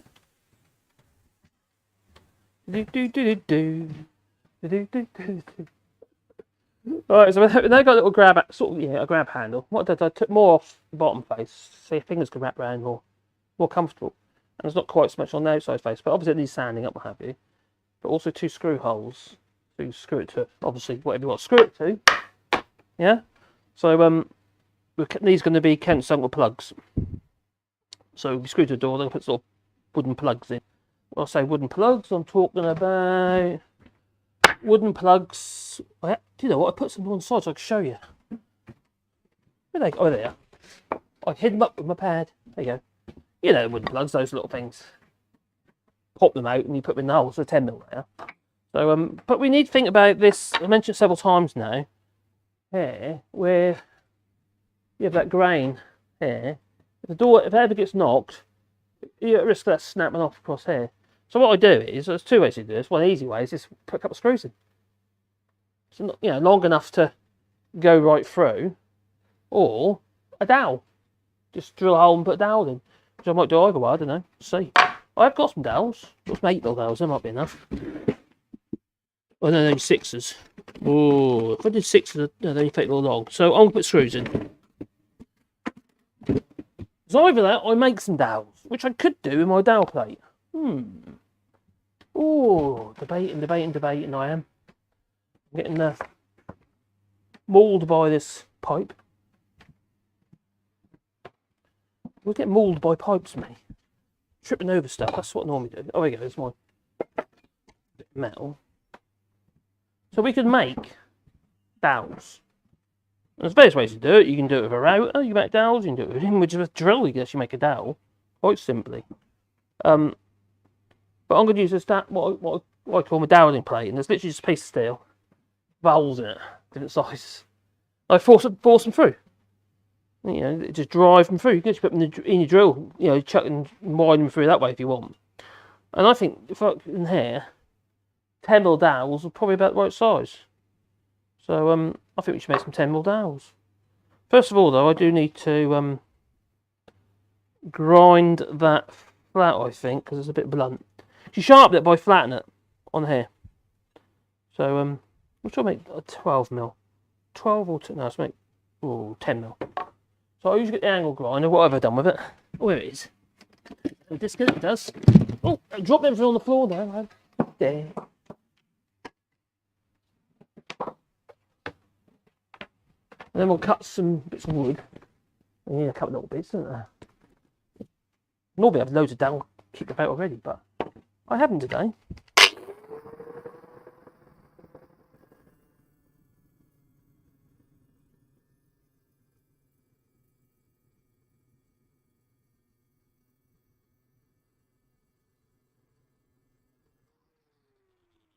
All these little bits of iron flying off there.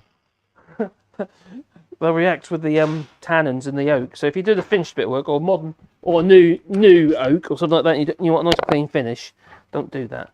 Because all those little bits of iron filings will react with the wood and make it go black, or black dots. Right, so effectively what I've done, I've sharpened it. That's basically what you do. And now what we're going to do is we're going to drive a bit of wood through. So I do need a piece of oak that I can use to drive through it first. So I need a bit cut down to about 10mm. Ooh, that looks like an optimistic piece of wood. Just rip it down a bit more. What have I done with my verniers? A bit of a mess here, aren't I? Again, literally 10mm. So I'm just going to rip that down to 10mm square over there.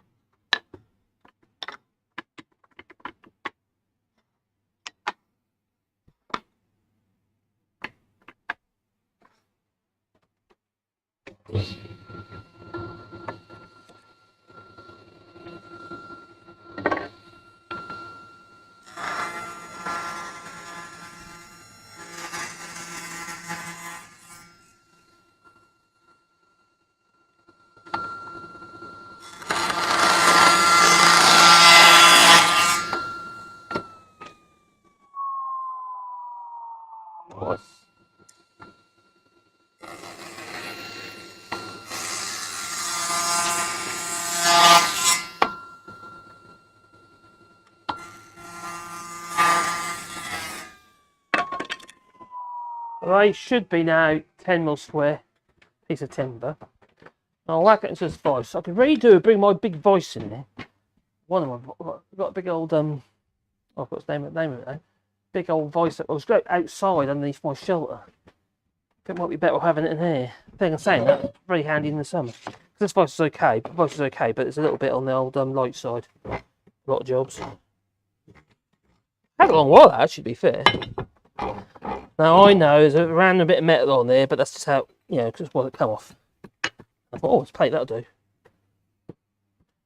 So, we do have a piece of wood. Obviously, it might need a little bit of help to get started in its hole, which is a hole there. So, you can do that on the Lincolnshire sand, or just grab a chisel or something. Chisel will do. A bit blunt, that one. Just get it started like that. Or you can use a hand plane. Little block plane will do it.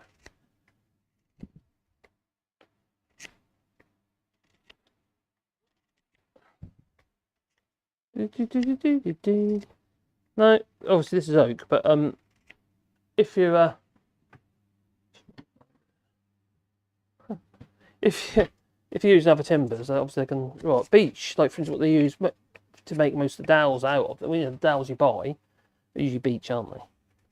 Same with biscuits and stuff like that. Biscuit joints, they're usually beech. The problem with beech is it rots really quickly. So if you do any doors or anything like that, it's a right pain. Hopefully it should dry, but the grain looks relatively straight, which is good. If your grain's going off all over the place, what do you do? Just keep breaking off. Hopefully this doesn't. You see, I don't know if you can see that. Bring it a bit closer. It's just one way to make a quick dowel if you want, you know. I'm not saying it's the best way. You're better off doing it with a drill or a router with a little jig. We'll have to make one, I'll show you. Date. Just driving that through. Should just keep going. Peel it off. What's coming out the bottom, you can see that yet, I'll show you in a minute. Alright, I'll tell you what. Put a bit of colour. You'd better see, wouldn't you? There you go. It's coming out the bottom. And that is round. At the bottom of that. So it's a dowel. What have I done with my hammer? My old 4 hammer. So at the moment it's trying to break up top there because there's a knot there. That's just snapping off there, so that's pretty helpful. See?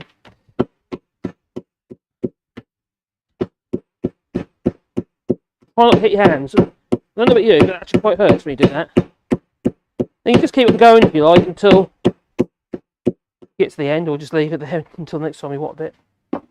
You don't have to be a 4 hammer, you can be any hammer.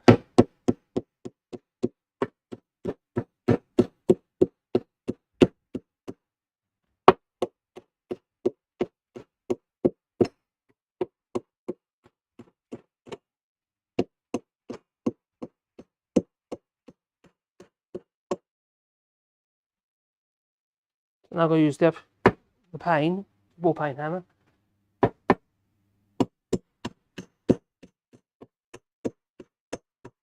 No, I should better wiggle it out. Wiggle, wiggle, wiggle. Get the wood out of the hole. So now we have a relatively round dowel. Round enough for this job. So what we're going to do is, further back. Take some of this camera does not like highlights, does it? I've got these lights right above me, you see. They're blowing all the light out. Yeah, blowing the highlights out. Do better than that, shouldn't it, really? Right, okay, I'll put the device. This is an old record device. And I've had it donkey's years. Right, so like I say, you could put screws through there. What we're going to do is we're going to glue in some dowel. It should be 10mm.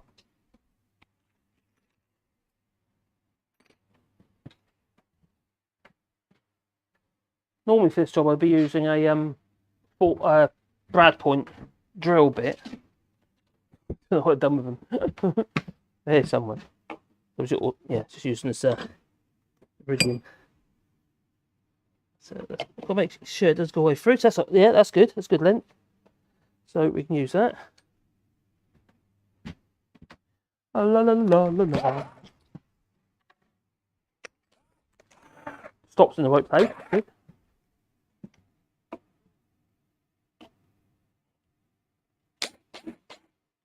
Not worry about it's too much scent or anything like that. I've got a hole.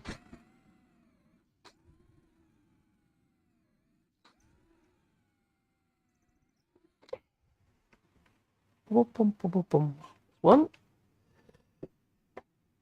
going to do the same with that one.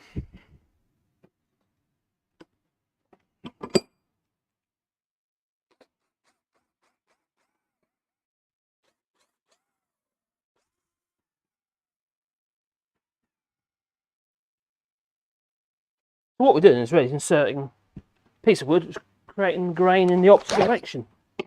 It's less likely to break. So I'll grab a piece of glue, just PVA wood though, you could use cascamite. I'm not going to mix up cascamite just for that. Now what you've got to be careful of is it can hydraulic. So as you're squeezing it in, it's got nowhere to go. But because that isn't perfectly round, it should fit in the hole okay, which it will.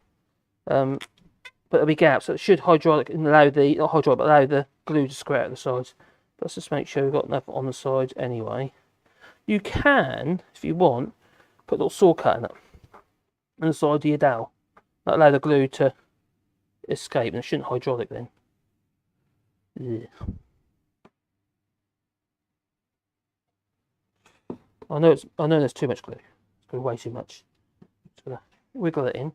So what you can do, it's a bit of a cheat. This is.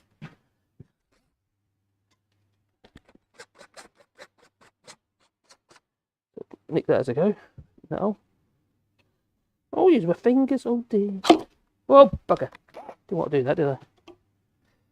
Let's cut that off. I'll have to cut that off. There's enough meat on the other one. There is. Good. Right. My little. There you go. I didn't like that, did it? To there.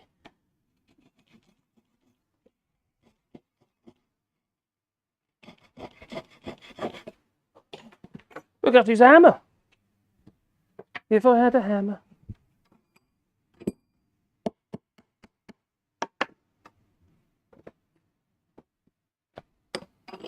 I don't know how far in it is.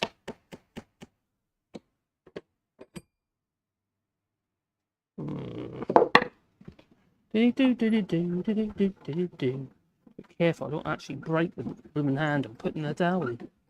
That would be ironic, wouldn't it?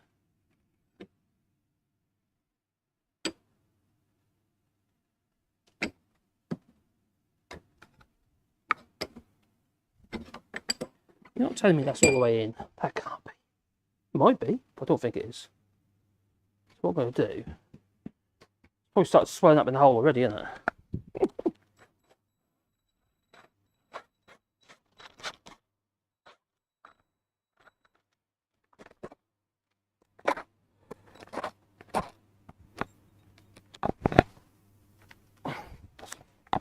That's all the way in. Well, that's good, that's all the way in. All I've got to do is just cut that off. I should have marked it, shouldn't I? Pay attention to what I'm doing. That can be cut off. It's good.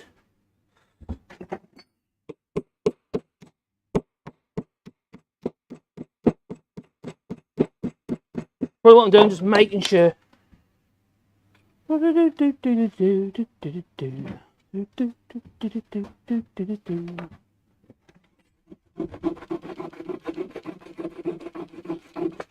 I've got to move the camera. Over there. Oh, I'll just cut that off. So flush. See, we've got a dowel going in there now. Hopefully that one goes in a bit easier. Where's my bit of wood? Where's my other dowel? Or have I got to make another one? Oh, that's fine. Oh, thank God for that. Let's just cut it off to length. Where's my little saw gone? Also here. Keep losing things. Lose my mind. That's what I'm doing. Right, let's put that back in there. That's right. I don't think I'll do the drill idea because that bit always got the angle of the grain. It's coming out the side a little bit. It's only twisting it with a drill. Well, normally it's really easy with a drill. Just splitting it. Right. That way in.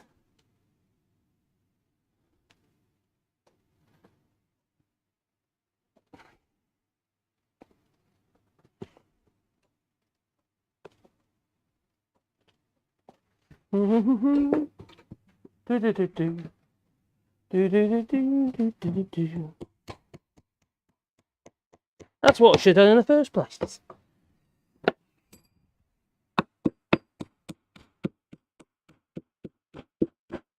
I can feel it now. It's to the bottom.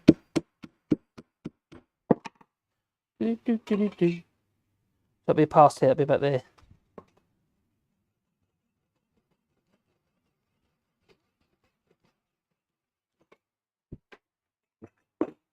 You know what? I've got this expensive camera here. I might end up getting another one of them other cameras for this job. These highlights are really blowing out. It doesn't do it on the other camera. Right, anyway, we've got that so far. So now it's just a case of cleaning it up and sanding it up, really. Got only a couple of holes in here to screw it with. This isn't going through far enough at the moment, so also the clearance is not big enough. So I'm just going to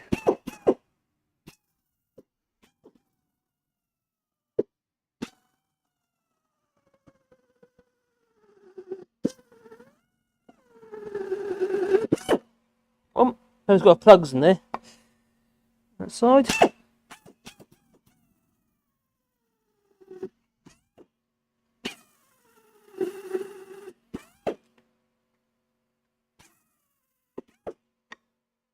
But that drill bit's too small anyway. I could have changed a bit of it, but I didn't. Because it's the size I normally use for other stuff, so.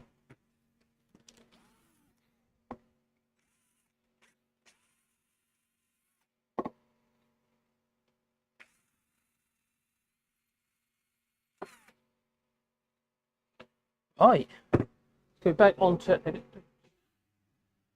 the other camera over there. Gonna go onto the that one, but spin that round onto the linisher. There we go. Round we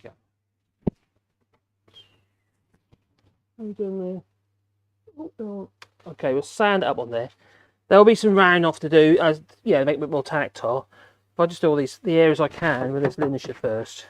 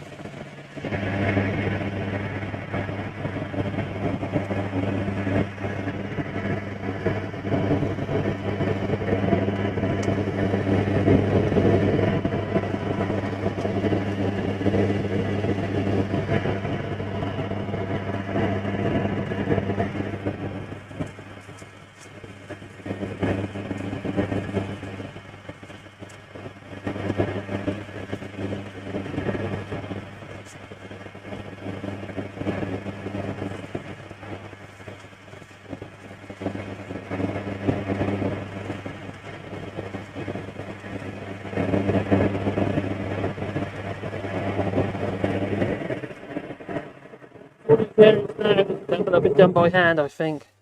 What I could do is a bobbin sander. That's what I need to get. Put through on there. That's good.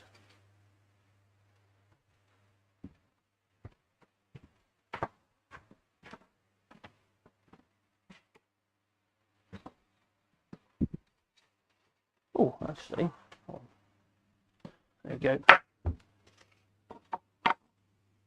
Really, all he needs now is a bit of TLC. You see, we've got the two dowels in there, so this, you know, this sound. Got two screw holes and screw it to the door. And that's going to be going on the back face of that old door.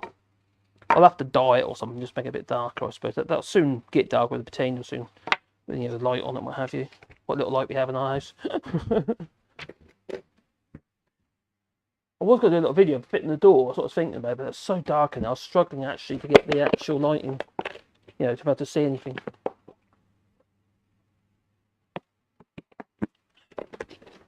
Oh, thirsty one.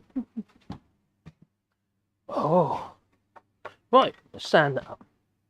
Now I've got this little palms, sort of like a hand palm sand. That one. It's I might have shown you this before. Actually, I made this. That handle there, I've made out of an old spigot that comes with these sanding pads. And this is just cheap old go-on ones that you get here in France. I dare say you get a similar thing in the UK or wherever you are. But it just, I think they cost like £4 or £5 for 5 discs and a pad. It's really cheap. And you also get this spigot, which is that. So I made this handle. You can buy handles, but I didn't like them. They're plastic to make your hands sweat. And so I fit the spigot inside it, a bit of clearance hole there, and then it just screws on. So it's replaceable. And generally what I do is I use, these are the old pads from the old, when I've been using sanding pads on the angle grinder. Maybe I've ruined the edges a little bit, but it's still fine for this job. But it's not quite so vigorous. So I'm going to use this handle maybe just to do all these bits around the corners here.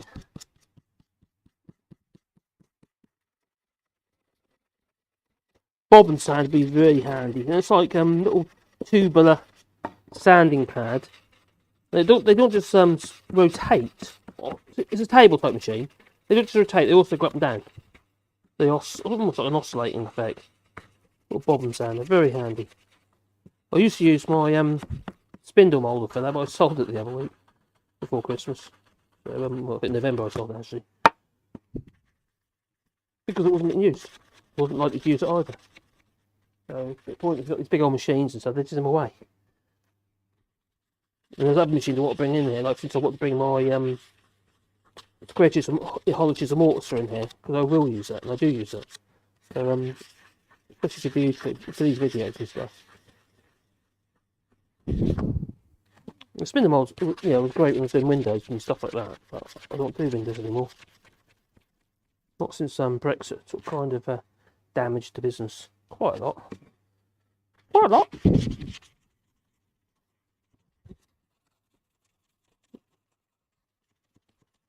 It's the sort of job I do when I'm sitting in front of the fire living room and create dust in the house. Mrs. loves it, you know. She's got COVID, so she reckons. I don't think she has, but she's got COVID.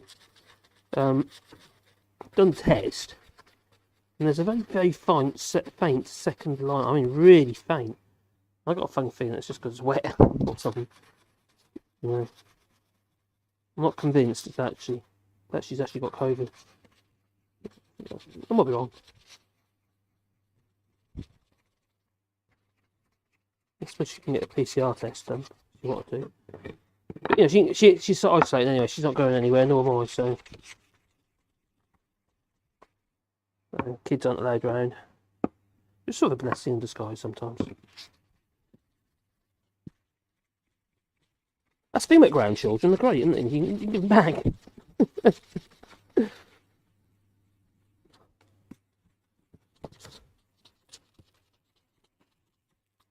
They are fun. I wind them up. What happens is that they come in my house, yeah, and just before they've got to go home, go to bed. So I wind them all up. Yeah, mess about with them and what have you. Then you wind them up, and then they're like a coiled spring they are. When so when they get them home, they can't get them to sleep. I'm evil like that, you see.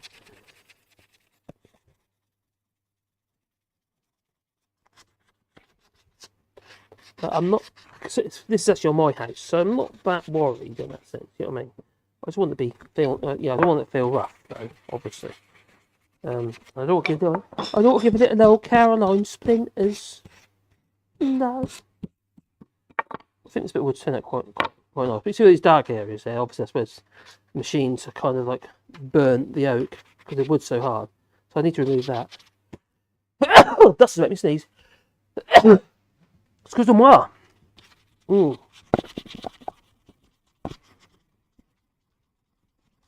Now, what is quite handy thing, have a piece of dowel, which I should have over half. Over here, where is it all gone? Can't find out my stuff anymore. What I normally have is a piece of old broom handle with some silicon carbide paper on it. Like I have this is on hacksaw blade. Just so I get into all nooks and crannies, but I can't see where that is. Should be in that box. And that'd be ideal for sanding all these bits, you see. The rounds and stuff. So I might revert to, or succumb to, a piece of sandpaper wrapped around a broom handle. Or a piece of broom handle, if I've got a piece around this up somewhere. I bought a broom handle the other day, but it's full length. I don't want to use that. I don't want to cut it down until I need to. Broom handles are the ideal dowel. Because you can get a broom handle, hardwood broom handle, use a bit of old ramming or something like that. Oh, here's one. There's a bit of a broom handle. There's a bit of a, well, a bit like almost like mahogany, that does. But it's ramming. You get a bit of broom handle like that, and it's an ideal dowel. It's hardwood. It's about 4 feet, what long? 4 feet long? Yeah, about 4 feet long. 1.2 metres. It's a broom handle. But yeah, if you want to join bits of wood together, quite handy. Big dowels like that. And it's cheap. They're about €1. So let's grab a bit of sandpaper. We'll find out where it is. Bit of crappy old sandpaper. What we use first? Well, I mean crappy. I mean that cheap, nasty stuff I've got kicking around here. It's absolute crap. So I'll use a bit of that wrapped around first. Yeah,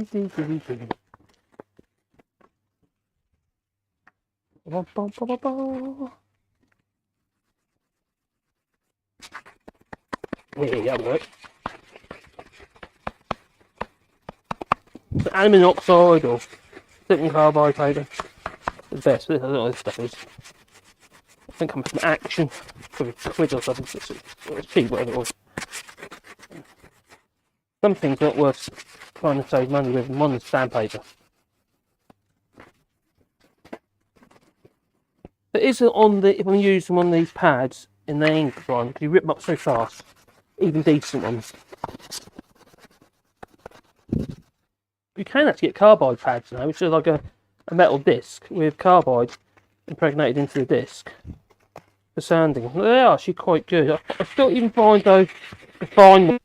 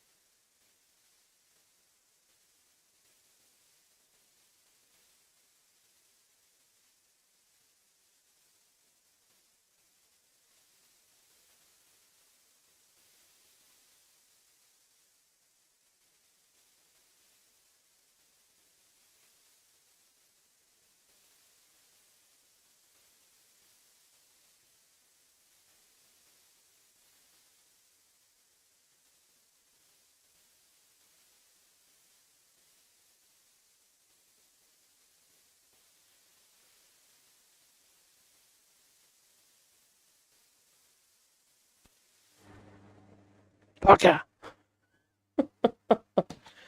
Battery run out. That's been on charge all blooming night. Oh well. I do apologise. So I've been running on like an idiot. My battery's flat. What? God. Dear me. I should have checked, shouldn't I? So how long has that been quiet? Bit of a glitch going on that camera, isn't there? Yep, you're right. Yes, Gingers, battery issue on my little, wireless mic. Hasn't been going that. How long have I been streaming for? I haven't been streaming for that long, have I?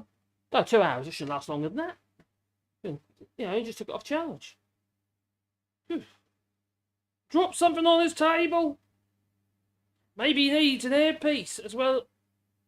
How am I going to walk around with an earpiece in? That's where headphones all the time, wouldn't I? Or I suppose I could have it playing a little bit. Yeah. For some reason this camera's flickering. Phone mark sounds is Orc. You're back. Yeah, I do apologise. I'm not sure the sound's going to be that great though, because it's going to be it's there now, plugged in. Have I got a battery in here? That's a good point. If I've got a battery, I can put it on the battery. Oh, maybe that is a possibility.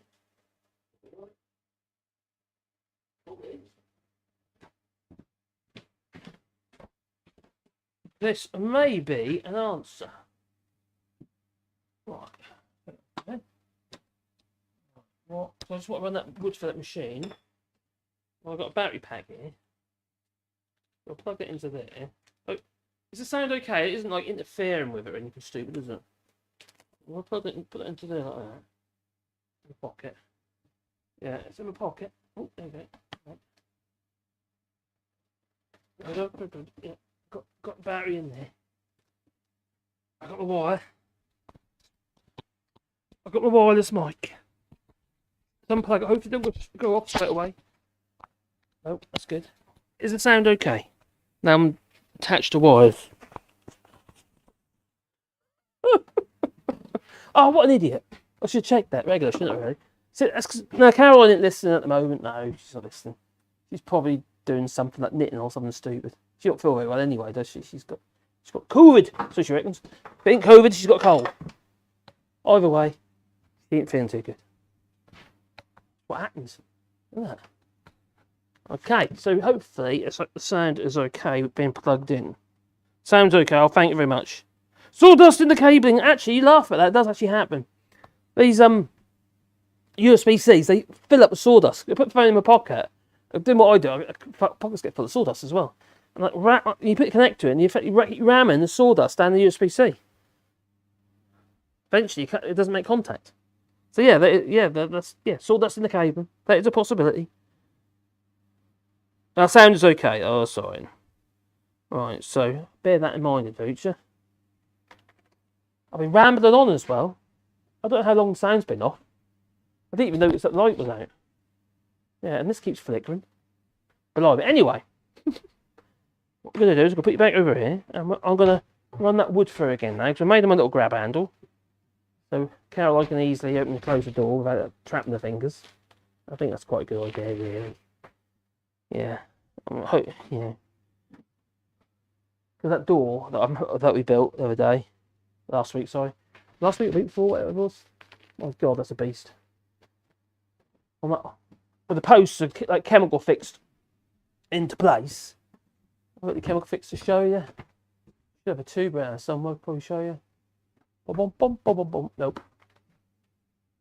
I used it all, probably.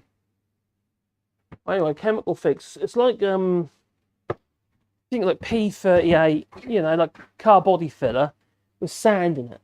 And you squeeze it into the hole with L-mastic guns, and you put your threaded rod in, and then once it's gone off, you lined up and what have you, you can then put nuts and bolts on it, and the post that the door is hung on is like fixed to the wall with this chemical fix, and it's really solid. The best way of doing that. Especially in these old walls we have here in France, because these walls in this house are just like clay lump and stone. So can quite easily be a problem. So anyway, let's turn this on. Oh! Oh.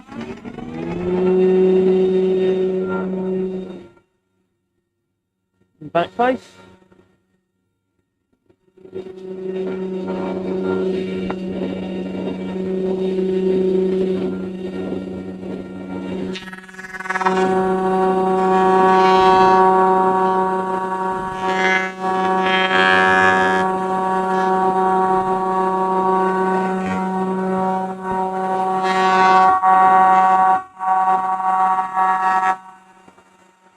It's probably going to be the final pass, so I just want to make sure I'm taking just enough off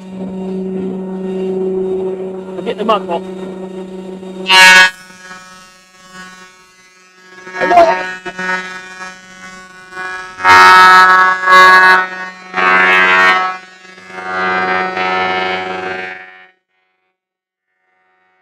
Right, I've just turned the microphone down. It's quite good this machine because there's no scallop. Now on some machines you'll get like a scallop on the end if you don't actually support the end. But the rollers are quite close together to the cutter block, and they're really strong rollers on this machine. It's really good. So I think it's going to be the last pass.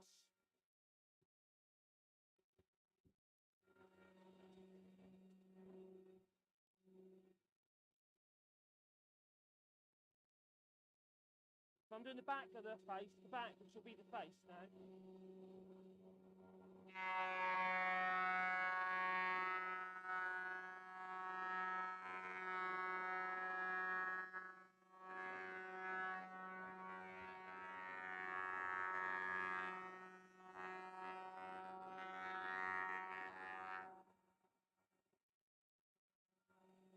Right, come on.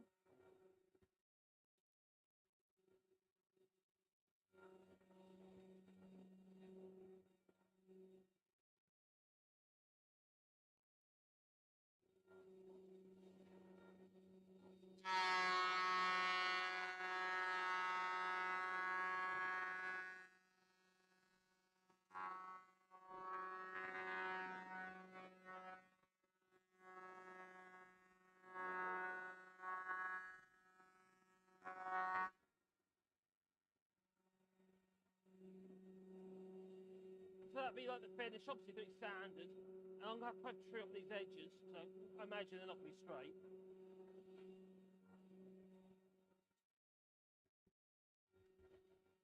La la la la la la la la. Have we still got sound? Just about.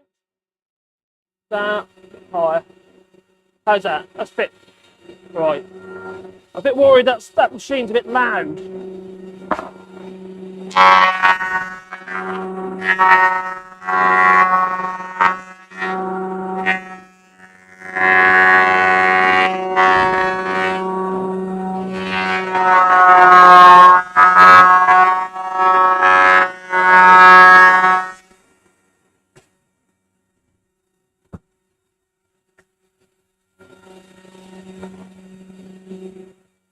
Now what I'm going to do is I'm going to take this wood,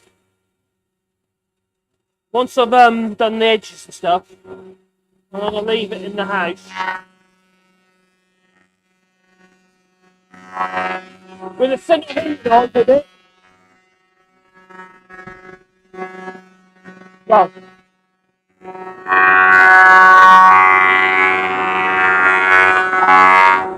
I say centre heat, I mean actually got centre heating on at the moment, but I mean in the house where it's warm, then dry out. There's going to be moisture in this wood. It's going to be dry. Well, have a look at the minute with the meat and see how wet it is. When I say wet, I don't mean as in seasoning wetness. I mean like as in it's not green wood, it's dry wood.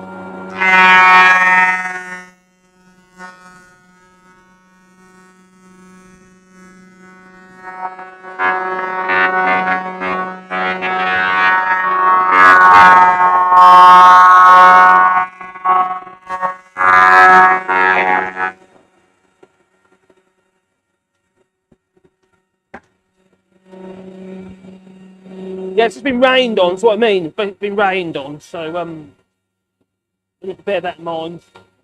Otherwise, if I don't, it'll shrink. And then all the joints between the boards will be gappy.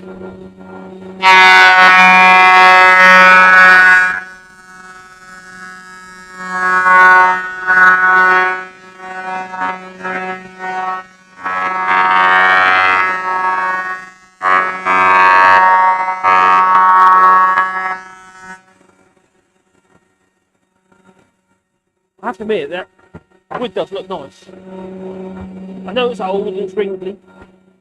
Looks like Kate Hoey.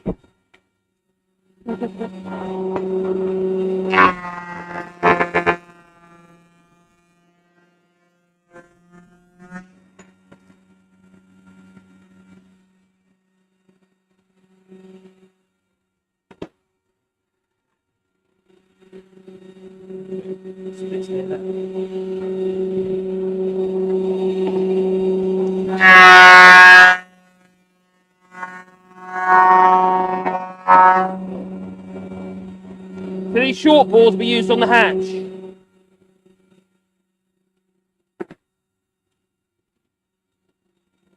And I'll be careful of specs of all that knottiness there. That will probably rip that out of there.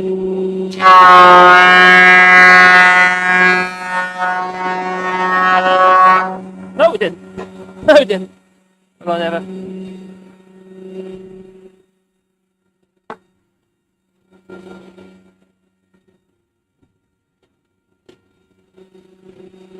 Old yuccas on there, whatever they use on there for some kind of finish, probably tar or something.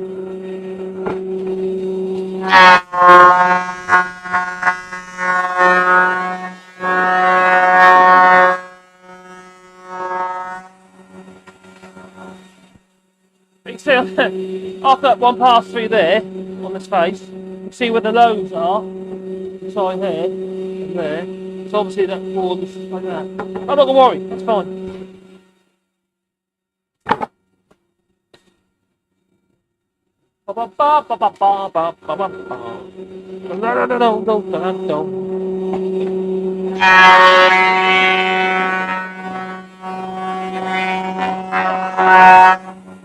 That board's a bit on the whole thin side. Oh, that side's right. I'll leave it though, I'll leave it. Problem is, if I take one, so that board needs a bit more off there, I've got to do the whole lot again. You'll just get a situation when your wood's getting thinner and thinner and thinner that way round. Watch here, you see. So I get caught under that bit there, I get caught under the pat's going that way, but they're not, they're going this way. So it's straight to the top.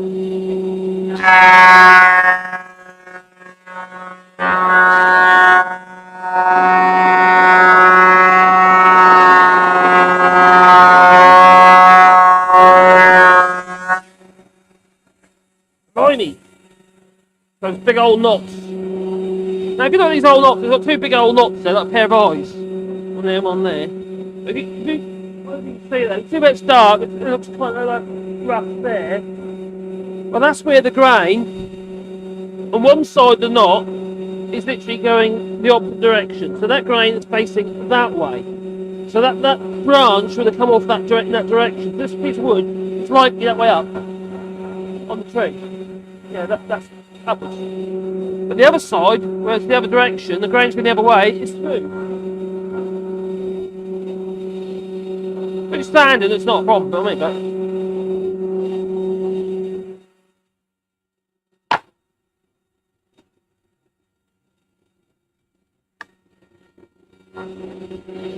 Oh, that's got some kind of what looks like it's got a bit of a water-based varnish on there. They call it stain apparently. All it is like brown shit they put on to like a coloured varnish. I hate that stuff.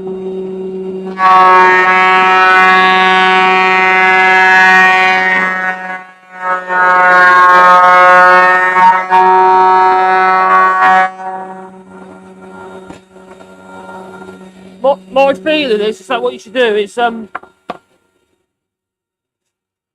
you put a sealer coat on. When you're doing your stain work, put a sealer coat on.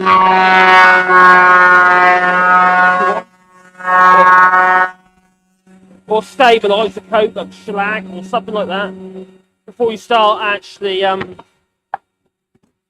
staining. You get nice even coverage of staining. Especially with some timbers like cherry. It's got quite a erratic grain on cherry. It's got like blotching you'll get.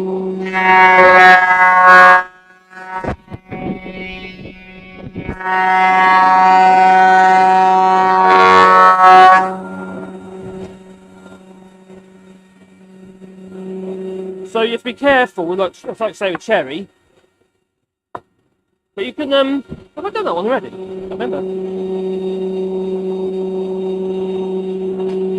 No.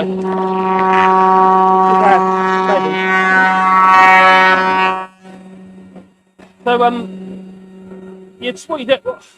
The idea of using like a coloured varnish.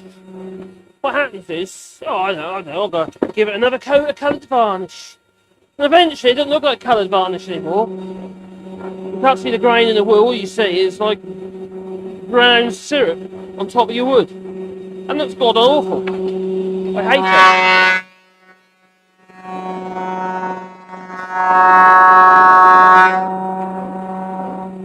So if you're going to stain or paint a bit of wood, you want to do it at the beginning. And build up layers of clear varnish, whether it be yacht varnish or shellac or whatever you want to use. And you get fantastic finish. And when we used to work on the boats,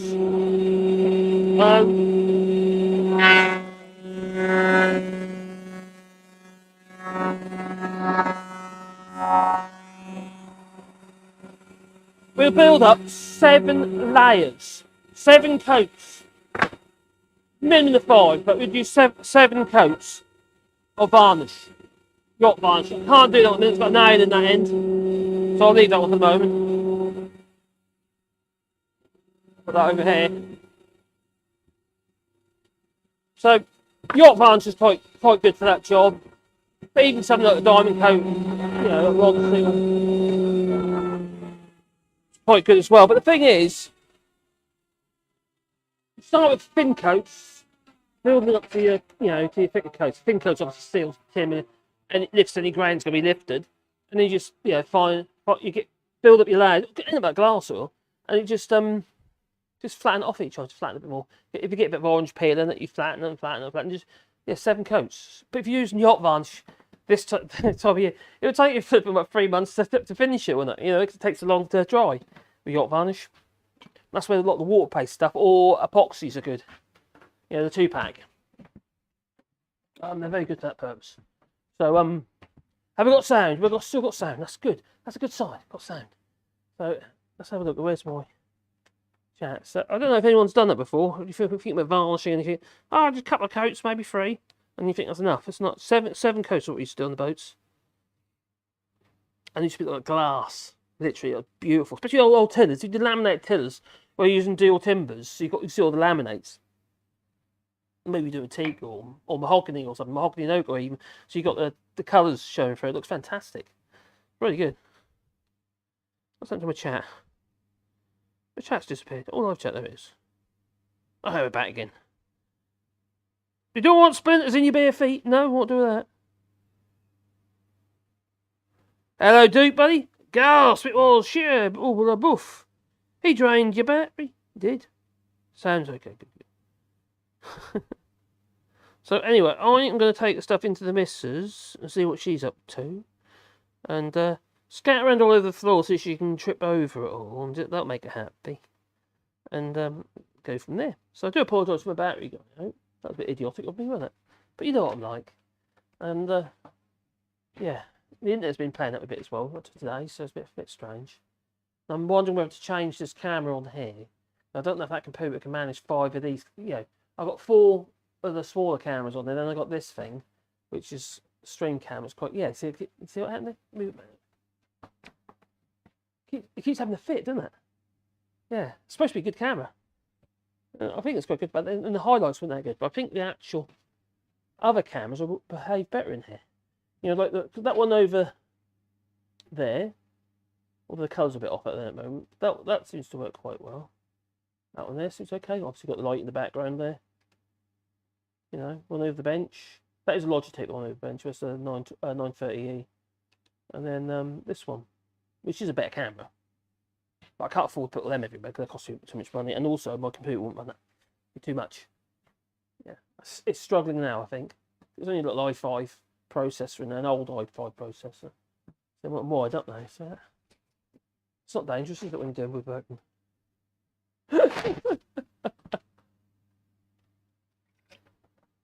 So anyway, I got them to relative thickness. Now what I've got to do is the boards that aren't true on the edges, I need to make them so they're true. I'm actually going to router them in situ. When I say router them, at the moment we've got this groove. If you look at this board here, we have this groove. It's got the tongue and the groove. So that's your groove. And then we've got the tongue. So our argument's sake, this rough old tongue there. You know. And the idea is they slot over top of each other like so. You know. But they need to be doing anyway because they're a bit manky. That was not too bad. But that's full of shit. So yeah, they need to be cleaned up. So either rip them down, just alter the width, and I then recut the slots and do loose tongue groove, or I try and reuse the grooves in there. But if it's not straight, I can't do that. If, for instance, this board is no bench, it's quite likely, you know, that's not straight from end to end.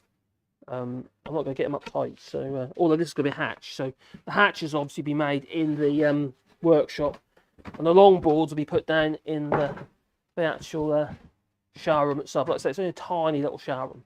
So that's 2, maybe 3 square meters of floor. So not much more floor really, I don't think, than this bench. So I could probably work it out by laying everything out on the bench. I might actually bring things in tomorrow actually, and work from there really, and then we'll bring it in the house and see if we can make sure it's dry. Oh, I know what I was going to do. I wanted to show you. Only thing is, I took the battery out of it because I needed it in my. Oh, hang on. I think I put it back in, didn't I? I did. Got my moisture meter here. Is it on? Oh, that's fine. That's, yeah. You see how dry this wood is. It should, although it's been here for a bit and it's been outside, and it did get wet. But did it get wet enough to cause a problem? So you have to set this up. Obviously, what you want it on. In this case, so at the moment it's on wool, so you can use it to get your moisture. It's a pad type one, not pins. Masonry, softwood, hardwood. This is obviously a hardwood, and we'll see how wet it is. Yeah, it's got wet. The wood is seasoned, all right? That's because it's been outside. So we need to get that moisture out before we, put that in the house. So let's put 2 bits together and see if it's going right through. Yeah, 35% moisture at the moment. I can't put that in the house yet until that comes down. Yeah, 35%. 16 over there. That's wetter where the knots are, near the knots, where the end grain is. So obviously that's allowed water to get in. Right, argument. So let's find another bit of wood that I know has been in here. Has that been in there or was that outside as well? Ah, here we go. Here's a piece. That's what it should look like. Even that's 9-10%. 13 there. 10. Yeah, about 9 at that point. So that'd be fine put down, you know. But the rest of it is too wet. Not green wet, as in it's not seasoned, because it's probably about 100 years old. Literally, probably, yeah. This wood came from the front of the house, which that part of the house is about 100 years old. So the last farmhouse that was built, because the row of farmhouses are our place, you see. So that one's dry. Yeah, that one's all right. To be fair, some of this wood we brought in a bit wetter over there, but that would be okay. It's 18, not great. 9 over here, so that side's wetter than this side. But that could go down. But some of that wood over there is too wet. So it's quite, And this thing is actually really good. Oh, hang on, back on there.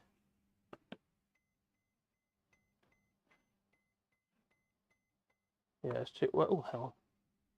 That's on wall for some reason. There you go. 17, 18, 35. Yeah, it's pretty much all the same. There's a few bits that are okay. Definitely worth having one of these. And this one's been very good. This was I can't remember where we bought this now. It's sold under all different brands. It's a Chinese thing. Yeah, it is probably made in China anyway, like most stuff is. It's a KC318. And it is sold on different names. Some are really expensive. This Keshang. But I really recommend this thing. It's been brilliant. I've used it loads. And I compared it down the Woodyard, and they got a really expensive one down at Chapelmont-Bondex. And so I compared it with his.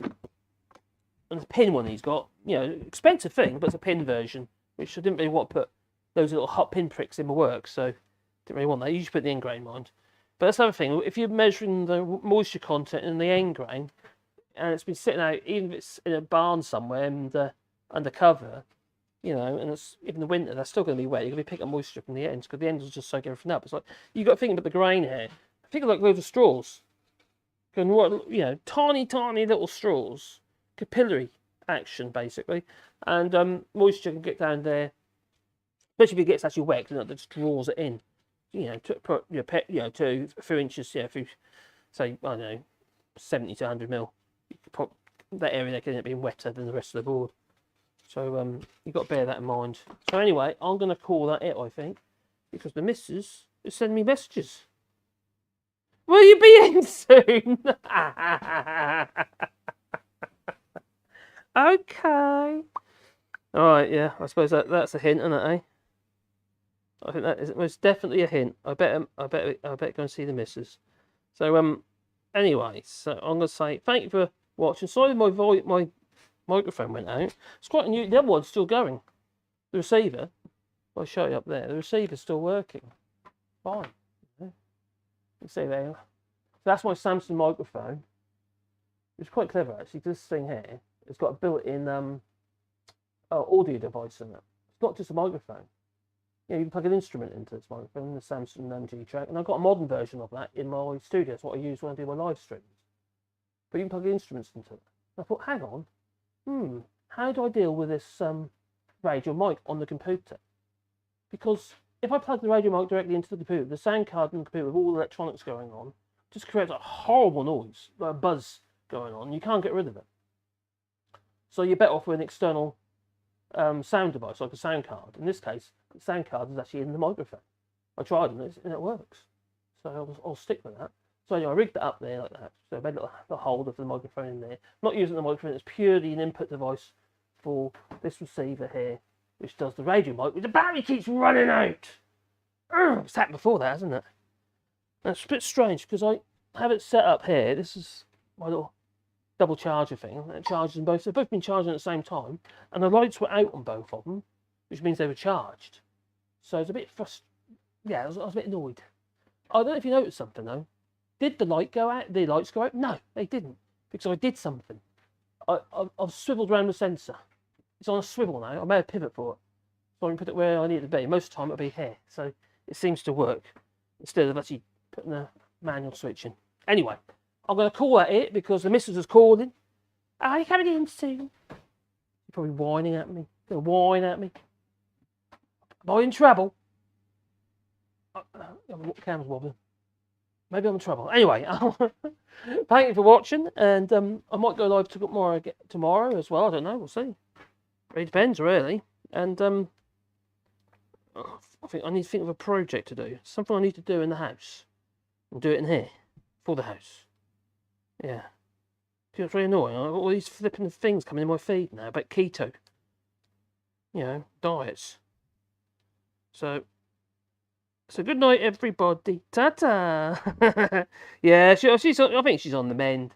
She's taking out paracetamol and what have you. So yeah, thanks everybody. So I will tell her. 20% less for burning. Yeah, that's it. Yep. 20% or less for burning. If you've got logs and what have you. You don't want it wet in that. We'll ask them certain questions. Could you test the moisture level of Prince Andrew's face? Well, it's dry as a bone apparently because he doesn't sweat. That's what he reckons. I'm a liar. Oh, why do people have to lie? It's so frustrating. In most cases, you just look at you're lying. It's so obvious they're lying. Well, if it's Boris Johnson, if it comes out of his mouth, he's lying. Hello, Bernard. Well, you don't want splinters in your bare feet. What is the ideal moisture for burning? Well, yes, under 20%. I usually go around 15-16% wood. You don't want it too dry because it actually loses energy. You get some people. There's a bloke here actually. What's his name actually? I don't have that much to do him. He's a bit of an odd. He's a bit of an oddball. He is. Yeah, he is. He is not oddball. But anyway, he got himself a splitter, a big saw and stuff like that to do because he had loads of wood come in. Literally loads and loads of wood by the lorry. He had about 100 or 300. Anyway, he had about 3 lorries of. It was 3 lorries of wood. He had a big low loaders of wood coming for firewood. So if I'll buy it all now, I think ahead. And I think to myself, hang on, that's not a clever idea. Because the wood loses energy over a period of time. It'll become lighter and lighter and lighter. And it actually becomes less efficient for wood burning. So it's going to burn too fast. And also too hot. Anyway, he did this. He bought himself a tractor-mounted log splitter and stuff like that. He was obsessed with it. Absolutely obsessed with it. Strange, man. It's a bit like that geezer on Back to the Future who'll grow pine trees. A bit like that. Oh, wine time. I'm not allowed wine. No wine for me. I'm on a diet. So anyway, it's time to go. It's going to say ta-ta, you know. So ta-ta. Anyway, I uploaded the video on the other channel. Went on at 6 my time. It'll be 5 o'clock your time. So, I don't know what it's doing. Oh well. Ta-ta.